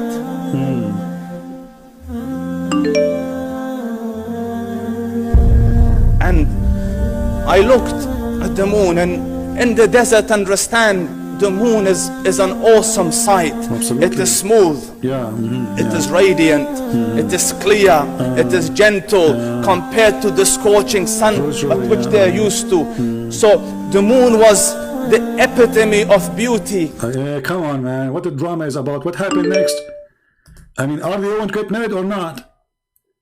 After he noticed that Muhammad is more pretty than the moon, did he marry Muhammad? Moon is more handsome or my prophet is more handsome. Let me see if that is more beautiful or the prophet is more beautiful. So I went and I saw him standing afar. So I looked at his face and I looked at the moon, and I looked at his face and I looked at the moon, and I looked at his face and I looked at the moon, and so I went and I saw him standing afar. So I looked at his face and I looked at the moon, standing afar. So I looked at his face, and I looked at the moon, at his face, and I looked at the moon, at his face, and I looked at the moon, at his face, and I looked at the moon, and I looked at his face, and I looked at the moon, at his face, and I looked at the moon, and I looked at his face, and I looked at the moon. at his face, and I looked at the moon, and I looked at his face. That's it, man. I'm getting dizzy now. And you are talking about white man worshipper? When all the video is about how white he is, his face. Hello? Hello. Yes, my friend, you are live on air. Hello? Yes, I want to say to you. You want what?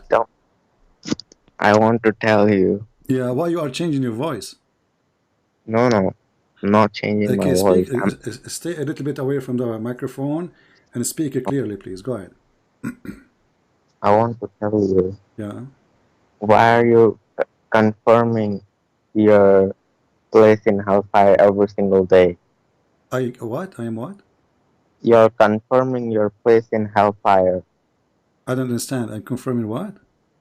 Your place in hell. Oh, I will go to hell. Well, the Quran says I will go to heaven.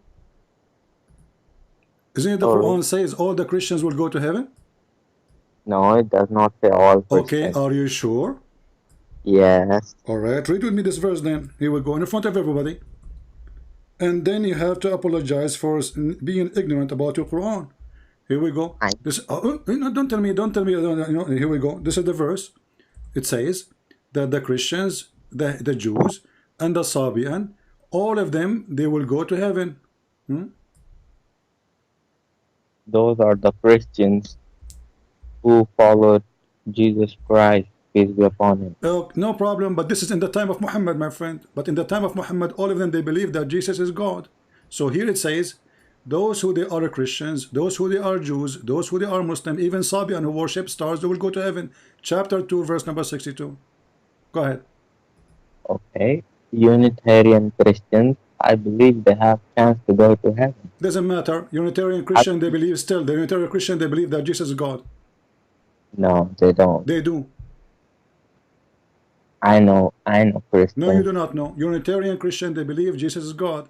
All what they say, there's no Father, there's no Son, there's no three, this on. So they say Jesus is the same as the Father. This is what the Unitarian Christians. So you're ignorant again. So now you get your prophet busted. So those who believe that Jesus is God, they will go to heaven. This is what the Quran says.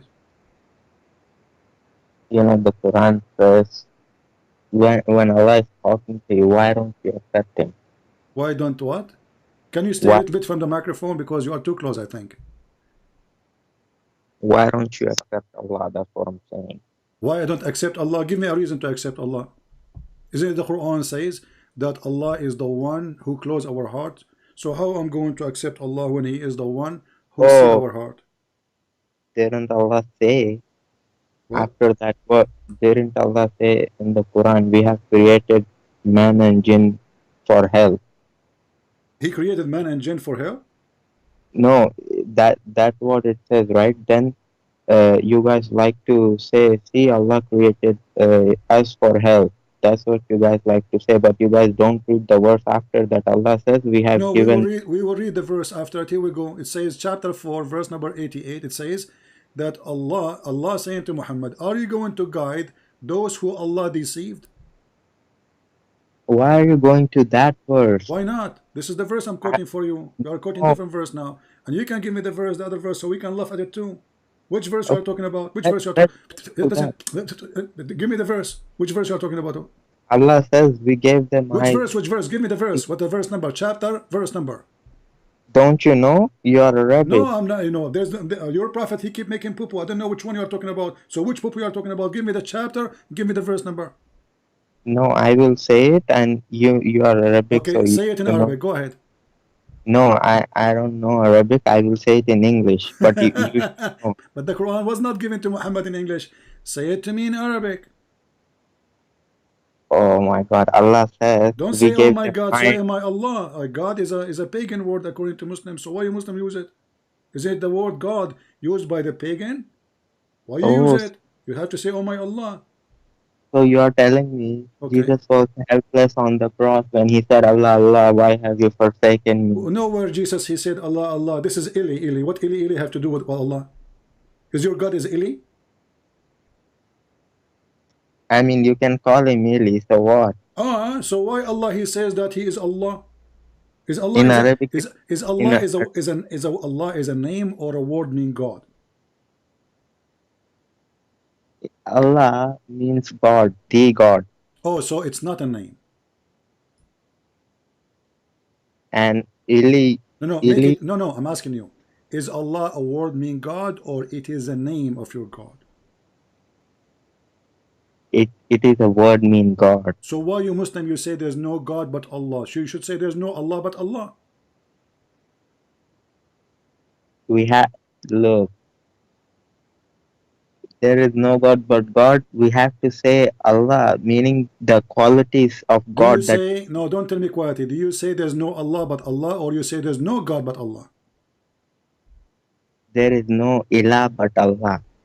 Oh, okay. So Allah. So what ilah mean? You tell me. You tell me. Go ahead. What ilah mean? I think it means God. Okay. So ilah is God. Allah is not a word mean God then. Allah means the God, The the God. true God, the Okay. true God. Okay. Even Okay. Guys. Tobias Singer says that. Okay. Hold on. What? Even what?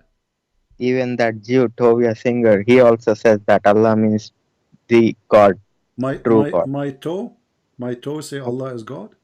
No, Tobias Singer, don't you know that Jew? Tove Singer. Okay. Do you accept what Tove Singer he said? I don't accept everything because he rejects No, Jesus. either you accept him or not. You just say Tove Singer, he said that. So he reject Jesus. That means he reject Muhammad too. Reject Muhammad to be a prophet because the Quran confirmed that this is Jesus, correct? So you are asking me to ask a liar according to your religion to prove a point. Just how stupid you are. No, Because they he don't. refused Jesus. You are the one who said he refused Jesus. So if he refused Jesus, why you accept somebody? The Quran confirmed him to be a fraud, a liar, and you are saying to me, ask him. I never said ask him. You said Tove Singer confirm. Tove Singer confirm. But isn't it Tove Singer is the enemy of Jesus? Okay. Isn't it him the enemy of Islam? No, he is the enemy of Jesus that is mentioned in Bible. Because isn't it the Quran says the one is enemy to the Prophet Allah he sent is enemy of Allah? Yes. Okay, and you just said he is the enemy of Jesus. No, the quality of Jesus mentioned. No, he don't accept Jesus at all. He says Christ did not come yet. He don't believe he's a prophet. So you are a fraud again. And listen, is it Tove Singer? He said that the story of Jesus being born of a virgin is coming from the Greek mythology. This is a lie. Look, a lot of the things I disagree so with why him. You mention somebody, you look at things that he's not, okay, he's, Abdul, he's if not you wanna prove me wrong, don't mention somebody is an idiot. You don't even dare to speak to me. At least give me something from your religion. Now I'm asking you, is Allah is a word mean God or it is a name? Because I can open right now a very Islamic official website and they will say Allah is the unique name of God, not a word mean God. Okay, so it could be unique. What mean could be? So you are a Muslim all your life. You do not know your God name? I know his name, Allah, okay? I can call him Ar-Rahman, I can call him whatever. Okay, hold on. Did you say Ar-Rahman?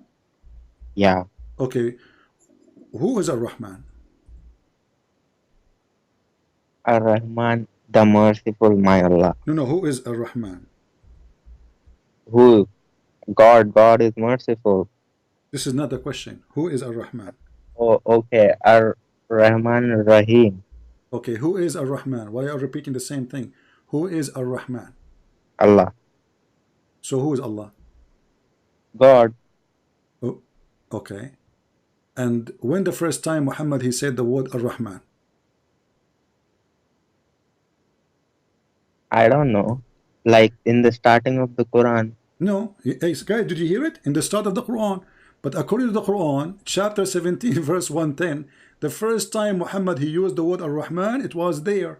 And this was many years after Muhammad claiming to be a prophet. And you are the one who said that in the start of the Quran, so you Muslims corrupt the Quran because before that date, nobody used the word Rahman. First time, it was in chapter 17. Read it. Chapter 17, verse 110. The Arab, they said to him, okay, we know that your God, Allah, his name is Allah, and now you are saying in the name of Ar-Rahman. So who's Ar-Rahman?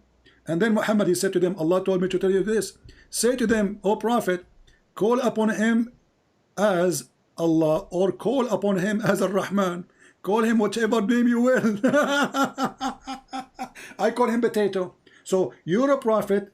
He did not call the name of Ar-Rahman in the beginning of the Quran. And when the Muslim, they bought the word there, they are corrupting the Quran and the proof in front of you. We can open the interpretation and everybody will see in a second that Muhammad never used the word Ar-Rahman before. What happened? Suddenly Muhammad discovered that his God have a new name. You say Christian Prince. Christian Prince, yeah, what about it? I'm here to save you. I'm here to save you from hell. I don't want... Hold on. You want to save me from hell? Yes. Are you saved from hell? Me? Yeah. Alhamdulillah, as long as I... So why the Quran says وَمَا مِنْكُمُ إِلَّا وَرَدُهَا? Not a single one of you, but he will enter hell. You see, that is a perfect example that you are deceiving your audience. Okay, I want to answer. Don't let us say, and let us say for the sake of argument, you are right. Get me busted. Why the Quran saying "Ma minkum illa waridha"? Not even one of you, but he shall enter hell. I am going to get you busted right now. Answer. Hell doesn't literally means we are going to go inside of hell.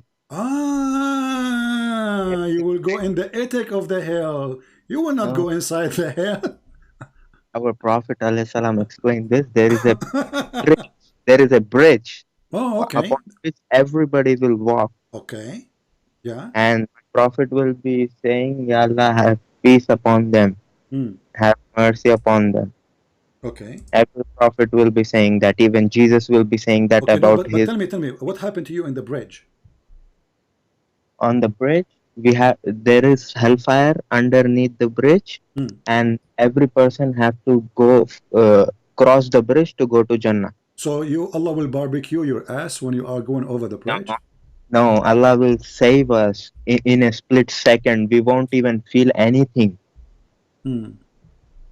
Muslims won't feel anything. I want you to read for me chapter 21 verse number 91. It says that all of them, they are waridun to Jahannam. Waridun. What waridun to Jahannam mean? It's mean you will enter hell. Do you agree with this? Translate in English, like I want to see the translation. Please. Chapter 21, you can open it from your side. It says, Antum laha waridun. All of you will enter hell. Waridun mean you will enter hell. Do you agree with the translation? Well, and that will make you even the fuel of hell. Oh, so, but this is not what it says in here, in English. Tell me what it says. No, I am seeing your screen. It's not saying everyone will enter hell. Where does it say everyone will enter hell? But this is the kuffar. The kuffar will not enter hell, all of them? Okay, the kuffar. Okay, look. You just said, it doesn't say that everyone will enter hell. But you just said to me that if you don't believe in Allah, everybody will enter hell. And now in the verse in front of you, according to your understanding, it doesn't say everyone will enter hell. Wait, let me explain. That was... Explain.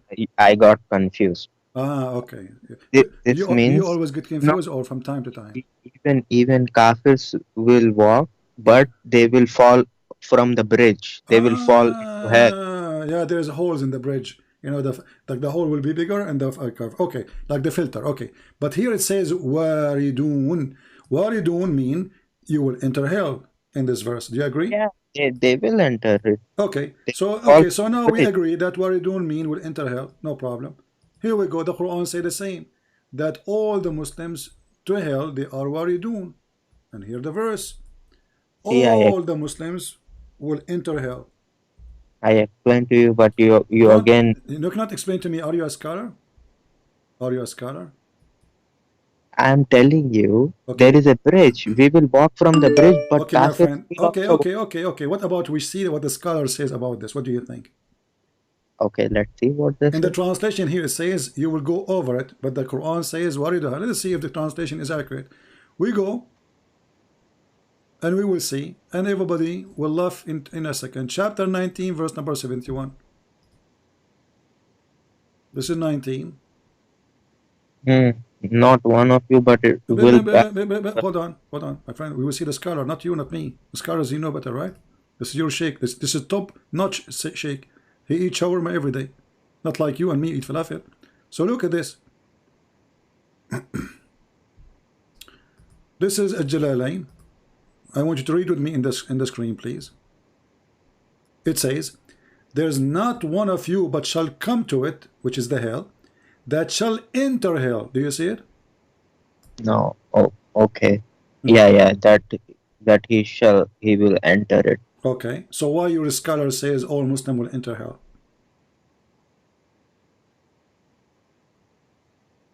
You see, enter does not mean we will be burning in hell. Okay. So Allah will make you enter hell to do what there? Tour? There is a bridge over it. So the hell. My friend, what bridge? Already you are in. You are in. The hell. My friend, you are in. You are in. It says enter hell. Okay, you will enter hell to do what? Tourism? Take selfie? Look, again, I would say Allah, it means over it, not enter. Okay, let me make it simple for you. Is your prophet going to go to heaven? Of course, he's guaranteed. He's indeed. So why your prophet says no? Is he lying, you think? He never says no. Well, here we go. Your prophet says that there's no guarantee he will go to heaven unless Allah, he warp him with his mercy. Are you accusing your prophet to be a fraud? You see, you take everything out of context. Show me the hadith. Okay, give me the context. Here we go. Okay, give me the context, my friend. Go ahead. I will explain you see. Okay, go ahead. Explain. Okay. I'm reading. I'm listening. Okay, it says Abu Hurairah. Read it. You know English. Let me zoom in for you so you can see it better, because all Muslims, they have a weak vision from drinking camel urine. Abu Hurairah reported, Sallallahu Alaihi Wasallam is saying, none of you will be rescued by his works. He was asked if not even he would, and replied, not even I, unless Allah covers me with his mercy. But if you keep to the straight path, are moderate, pray morning and evening and part of the night, and earnestly practice moderation, you will reach. Yes, that's it. Yes, that's it, yeah. But your prophet says that all the work he did will not grant him heaven unless Allah warp him with his mercy. Yes, of course. That is the part of it. We worship God, and then he will see, he will appreciate it, and he will enter us with his mercy. Okay, but do you agree with your prophet saying that your work will not rescue you? You see, you are changing the topic now. I'm not changing topic. No, I'm not changing topic, because we want to get to the conclusion. Do you agree with him when he said that your work will not rescue you from hell? It is, he is not saying you do not need to work. You have to. Another question. No, he said that because if your work will not rescue you, that means your work will not rescue you. That's it. See, when we work, Allah's mercy comes, then both together No, he says your work will not rescue you. And then in different hadith he says, لا ينجيه عمله. His deeds will not rescue him. So, is your work required in Islam to go to heaven or not? Of course it's required, but Allah's mercy is what we do work because we want Allah's mercy. So why he is saying that your work is not required? Where does he say it's not required? So it says it's not required because it's not going to rescue you. Where does it say it will not rescue you? It says clearly that your work will not rescue you. What's wrong with you? Are you blind? The hadith that I just read? Yes, it says your work will not rescue you. I'm telling you, it means only work is not enough. It says only work is not enough. Yes, you have to have Allah's mercy too. Okay, Okay, let okay, me okay, explain it okay. Hold clearly. on, hold on, hold on. When your prophet he says your work is not enough, what is else enough? When we work, Yeah. Allah, with His mercy, He will enter us. He will see we have worshipped Him, and He will Okay. say, "Okay, you can go into." I will give you one example. Okay. Give me. There was a slave of Allah. He Okay. worshipped Allah for 500 years, Hmm. and then when he was brought to the scale, Okay. uh, Allah said to the angels, "Angels, enter him into Jannah with my mercy." Okay. So that slave said, "Oh, no, no, Allah, I want to go with my actions, not with your mercy." Hmm. So Allah said, "Oh, okay, you want to go with your actions and not by my mercy? Okay, angels, put 500 years worship on one scale and Hmm. put just the blessing of one eye that I gave him to see. Okay. Just put that on other scale." Okay. So that the blessing that he was able to see Uh-huh. in this world outweighed 500 years of worship. Now Hmm. Allah said, "Oh, throw him into a hell." And he said, "Ya Allah, forgive me. I will go through your mercy." Okay, thank you. So all the work of 500 years did not help him, correct? It was the blessing of Allah, correct?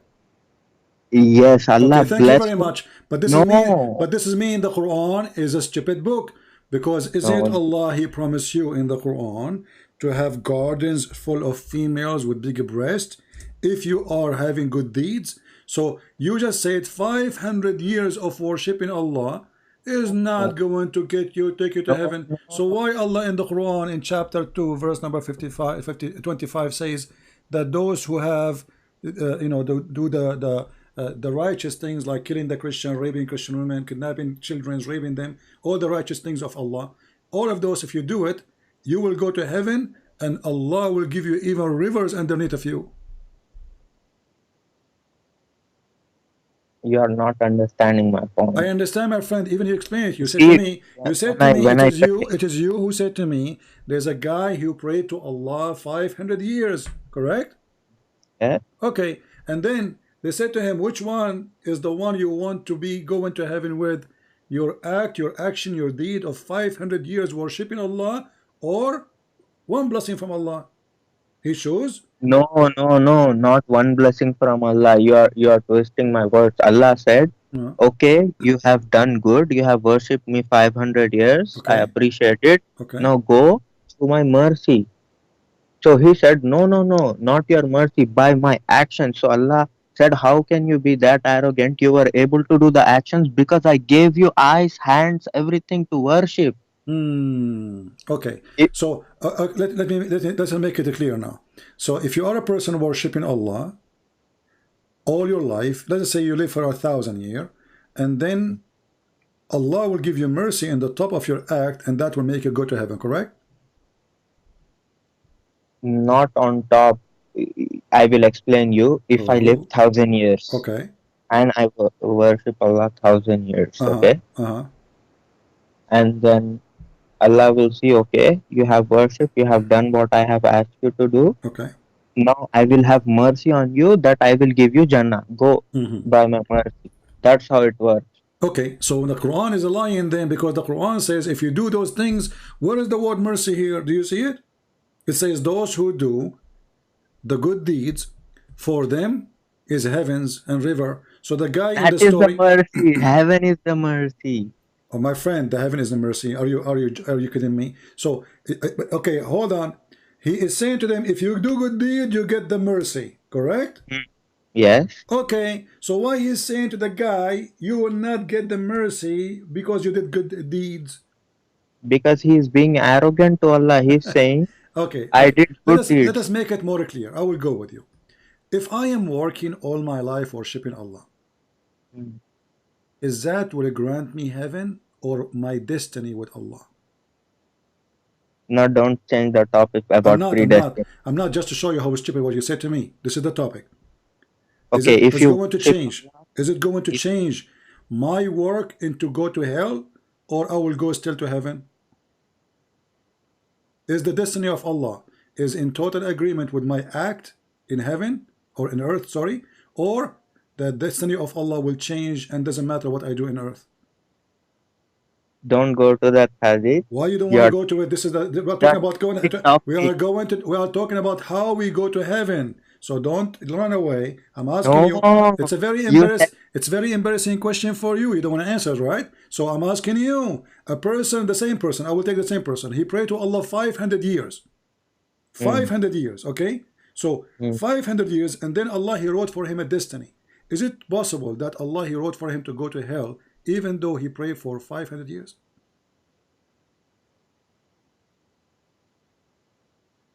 I mean, if he did something that terrible that was greater than his 500 years of worship, then he will go to hell.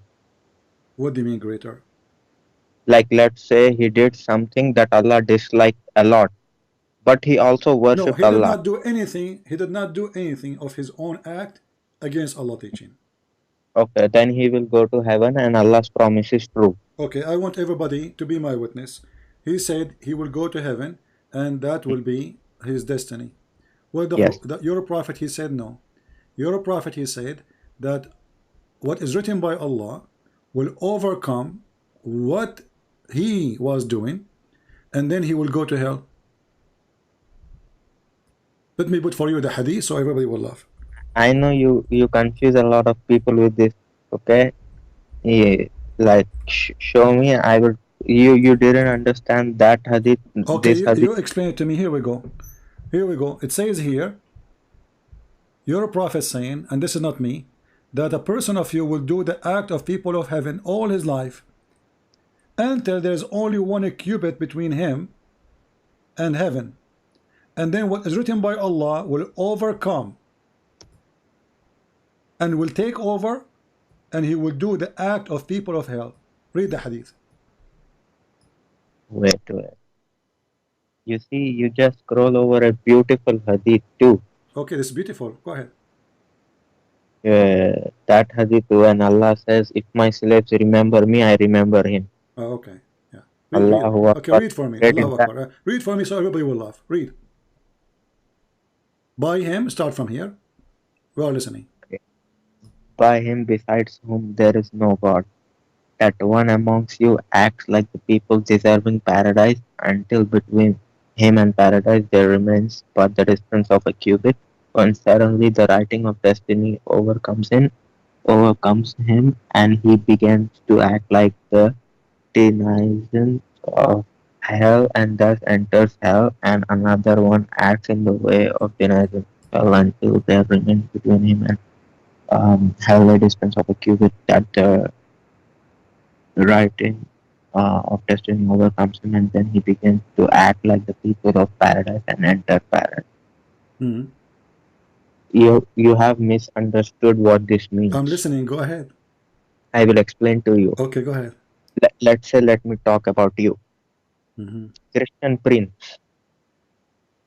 And let's say you talk really bad about my prophet, Allah, but just before you die, you might see a dream in which Jesus might talk to you to accept Islam, and then what does this have to do? Abdul, it says what Allah wrote in your destiny, not seeing a dream.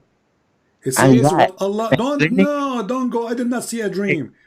Abdul, does it say there you will see a dream? Don't play games, man. Come on, stop. You know, the curry you are eating is not good. It's cheated. Listen carefully. It says the destiny overcome him and began to act like the people of hell.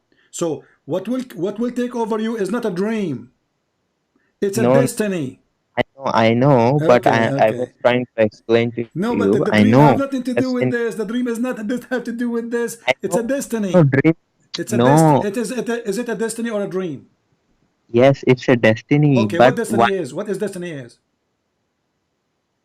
Destiny is whatever you will do. No. What destiny is? Is it something decided by Allah? Allah knows what happens. This is not about knowing. Read carefully. decided for you or knowing, because it says will overcome. The guy is praying all his life. He want to go to heaven. And then what is written by Allah, there is only one arm between him and heaven. Almost he is there. And then it says, when suddenly the writing of destiny overcomes him. The writing of destiny. Yes, because Allah wrote what he will do before. Thank you. So Allah, No, okay that guys, does not. Allah, he wrote what he will do. So it is not his choice to do. No, not his choice does not mean like I'm talking to you right now. So Allah wrote that this person will talk to Christian Prince. Abdul, listen carefully. The guy is praying to his God for 500 years. He have 15 minutes left to go to heaven. Then what will happen? What Allah he wrote will take over, which means the action of the person will change. Why? Because Allah he wrote in his destiny that he have to go to hell. That's what it says.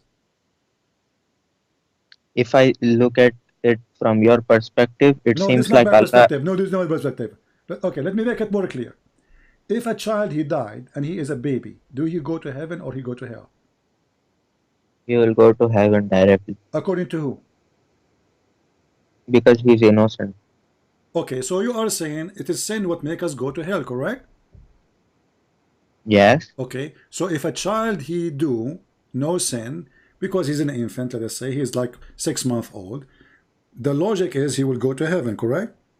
Yeah. And you are sure from that? Mm-hmm. And if somebody believe in such something the opposite from this, he is stupid, I think. Do you agree? I'm not gonna say stupid because I feel like you're trying. So what? He is to ignorant? He is ignorant? He's ignorant? No, first show me what you're trying to show. No, you are then I scared will now. say. You are scared. This is why you don't want to say. Because you said he will go to heaven. I said to you, you are sure? And you said, yes, you are sure he will go to heaven. So either you are right about understanding what destiny is, and then the child will go to heaven because he commit no sin, or you are wrong. He will go. Your prophet getting you busted. You're a prophet. Okay. He went to a funeral with his wife Aisha, and when they Okay. came back, Aisha, she said to him, this child, he have a happiness for him, for he, he is going to be in heaven. Why? She said, well, he did not reach the age of someone can commit sin. And this is what you said. You agree with Aisha. Muhammad, he said to her, no, don't be stupid. Allah, he wrote who will go to hell when they are not created yet, and who will go to heaven when they are not created yet. And the hadith in front of you, read it. So, Sallallahu Alaihi Wasallam said, yeah, sallallahu alayhi wasallam, yeah.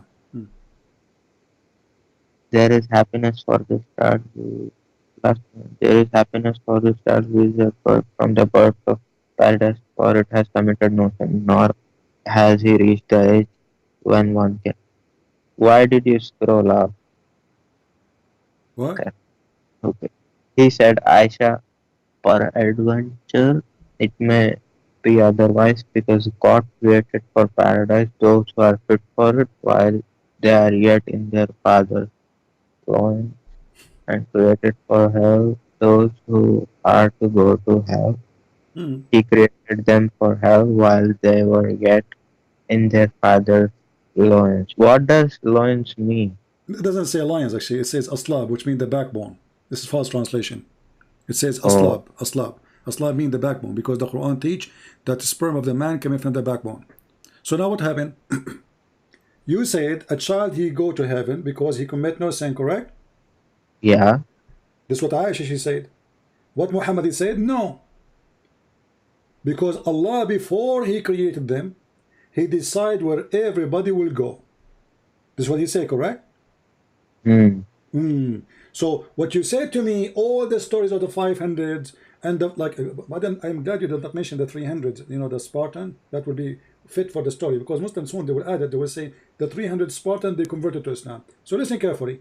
So the 500 years of a praying and the mercy of Allah is nothing but a destiny. If Allah he wrote in your destiny that you will go to heaven, you will go to heaven. He will go. A child, he is a baby, he did not commit sin, he is even a child of a Muslim family, he is a child of an Ansar, So not only he is a Muslim, because Muhammad, he said every baby is born as a Muslim, he is a child of a Muslim family. And Muhammad, he attend the funeral, which means confirm that he's a Muslim, because Muhammad will attend not a funeral or pray on a person unless he's a Muslim. So Muhammad praying on a person, he is a Muslim, he is a child, he's an infant, he commit no sin, he reached no age of sin, yet he might go to hell. Why? Because of destiny. It says Allah created paradise for those who are fit for it. That means good people. You idiot, you idiot, you stupid. What's wrong with you? This is a child, he commit no sin. No. What do you know? It says here, the child, he commit no sin. The child now is not a good people. It says he did not reach the age when one can commit sin. And now he is not a good people. No, that's not what I'm saying. Yes, he died an innocent death. Okay, so he commit no sin. So a person who commit no sin, is he a good people or not? Look, let me explain. A person who commit no sin, is he good or bad? He's great. Is he bad or good? A person commit no sin, is he bad or good? Great person. This is not the question. A person who commit no sin, is he good or bad? Of course good. Okay, so why he might go to hell? Let me explain. What explain? Go ahead. So what are you doing now? So it means that if a baby, like let's say Allah throws in hell, that means that baby, when he would grow up, he would do a lot of bad things. Abdul, he died. Abdul is stupid, he died. The guy is dead. And you are saying to me when he grow, he will be bad? I mean, where those people come to me from? Get out of here, man. I mean, I cannot handle too much things, but stupidity is killing me.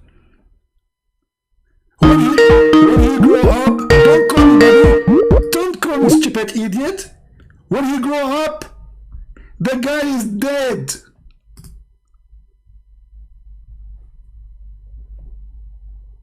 It's mean when he grow, like the guy is dead. They just came from the funeral.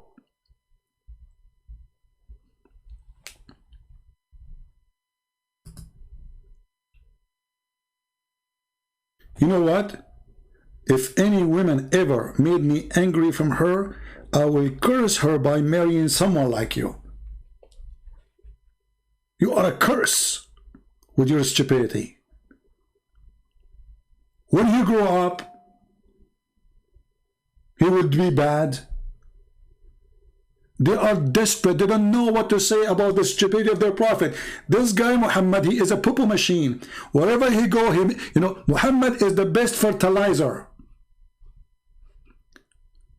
So pray to Allah, convert to Islam. All make no sense, because even a child who commit no sin, he might go to hell.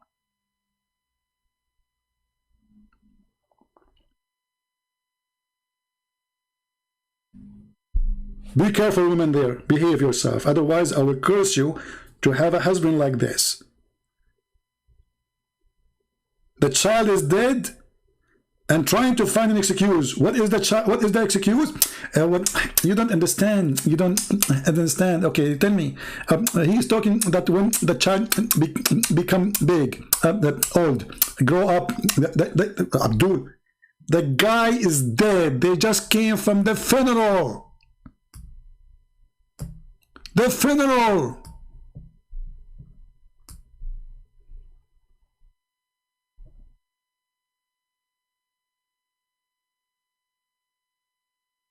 Unbelievable. Stupidity is amazing. There's no, Islam doesn't make sense. Stupid religion.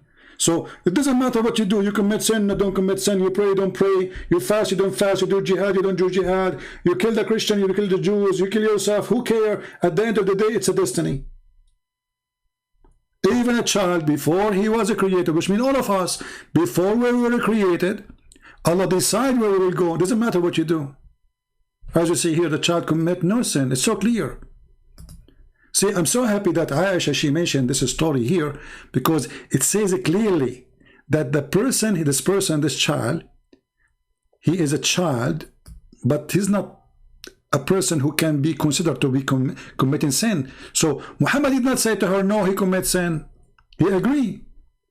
Okay, well, he did not commit sin, he did not reach the age, but this is not the reason to go to heaven or to hell. For Allah, He wrote destiny.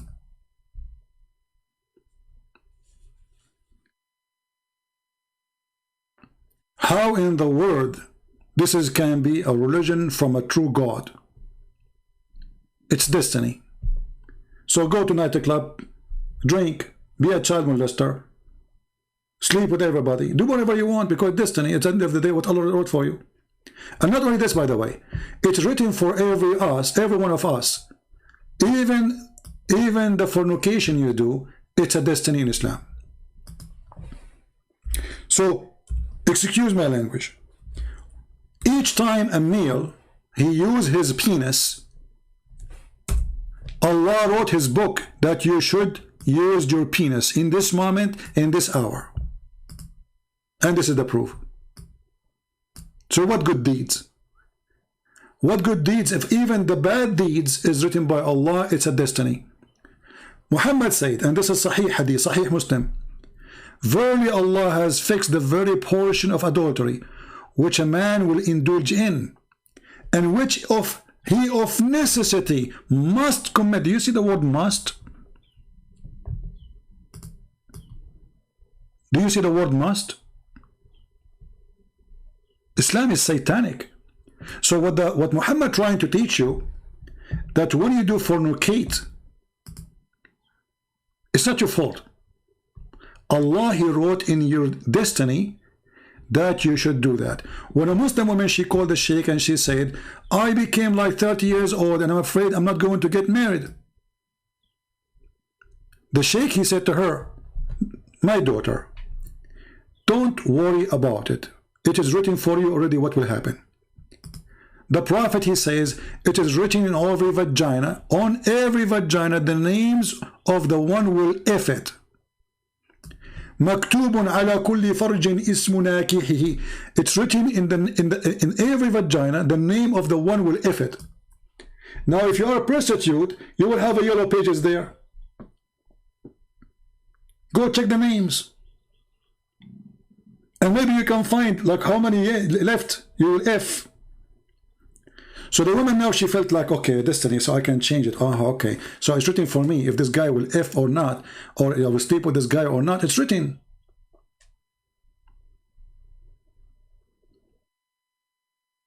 I'm not sure if Muslim women, when they hear the hadith of their prophet saying it's written in your vagina, the name of the one will F it, and they will go and take a selfie trying to find the name of their husband or their boyfriend, the future one, and the one who was before. It's written there. This is Islam. 500 years. I suppose this guy is trying to be smart. We show him the baby is a child, is an infant. He says to me when he grew up. Anyway, guys, it's time for me to go. I think we have a good time together today. We are happy for our friend Ahmad that he decided to leave Islam today. In case you don't remember, Ahmad, he called me just 2 days ago in order to get me busted. And he ended leaving Islam. So glory to the Lord, and we hope that soon him and his family, they will accept the Messiah and they will become believers. Islam not only does not make sense, Islam is stupid. Islam literally is the most stupid cult ever. Think about it. If a child, he might go to hell or might go to heaven, even though he did not commit any sin. So what is the logic of this God? What is the logic of being a believer? It's written for me already. It's written, a person who is doing the act of people of hellfire. This person who spent all his life not praying, not worshiping, not fasting, and not killing Christians and Jews, he might go to heaven because if it's written in his destiny.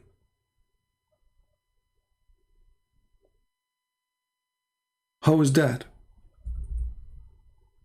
How in the world anyone can invite me to such a cult? It's not only a cult, it is the most stupid cult ever. A Muslim might say to you, you Christian believe in destiny. That is false. I can say, we have a destiny that everyone who's born, he will die. That is a destiny. We can say we have a destiny that either we will go to heaven or to hell. There's no other choices. But it is us who choose where to go. This is why Jesus said, not everyone says to me, Lord, Lord, will enter the kingdom of my Father, but the one who do his will.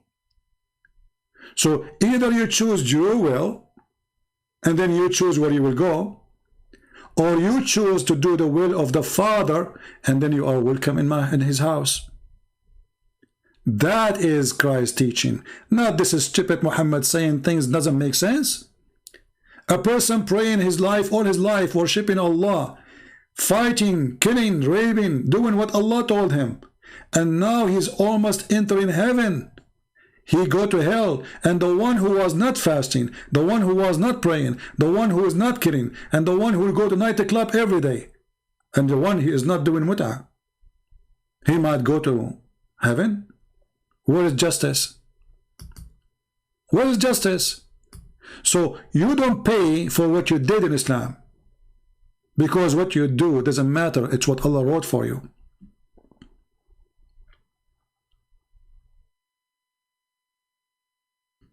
This is why Islam is the most stupid cult.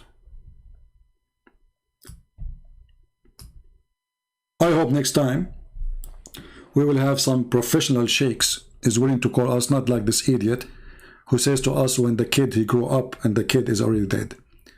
I have enough of stupid people. Thank you all for being here. I got to go because you can tell my voice is going flat.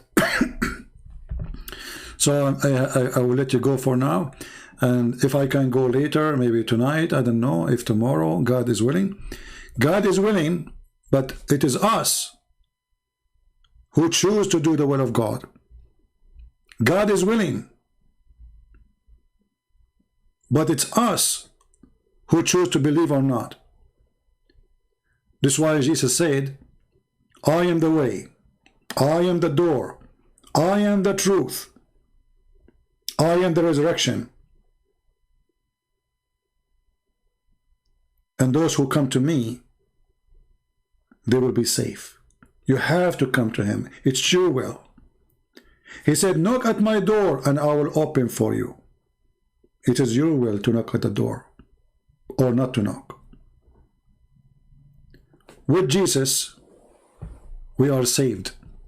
With Muhammad, you are just an idiot who's waiting for your gambling machine. It's your luck. It's your luck where Allah He wrote your destiny to be. We don't want the God of luck. Otherwise, we will go to Las Vegas. And the gambling machine will do better. Even Muhammad, he make it more stupid when he said that my nation will be 73 sects. And the Christian and the Jews will be 71. So it is better to be Christian or a Jew from being a Muslim, because in Christianity, according to Muhammad, you have a chance 72 to 1 or 71 to 1. In Islam, you have a chance of 73 to 1. I mean, do you see the stupidity?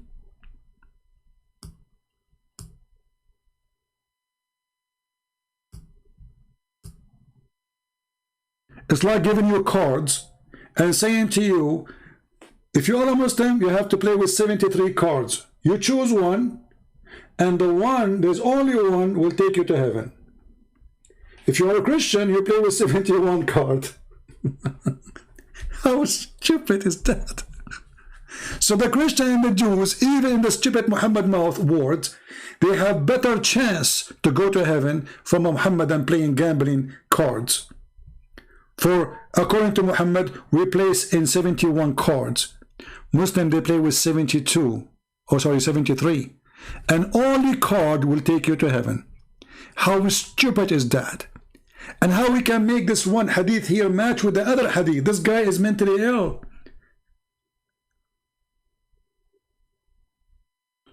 So based on this, Allah, He wrote in the destiny that only one sect will go to heaven, and He is the one who decided there's we 73 sect. Hey Allah, why you decide to make 73? And why Muhammad is stuck with number 70? Everything is 70. 72 versions. 70 times he heard Jesus speaking about forgiveness. How many times we forgive? Muhammad is stuck with 70.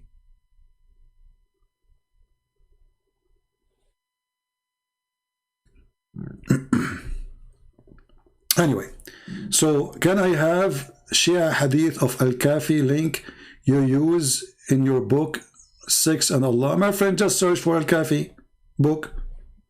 I mean, what is that? Doesn't matter what link. Those links can expire.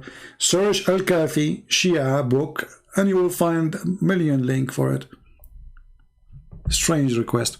Anyway, guys, thank you for being here. May the Lord bless you all, and until we see you soon again, this is your brother Christian Prince, humbly was serving you.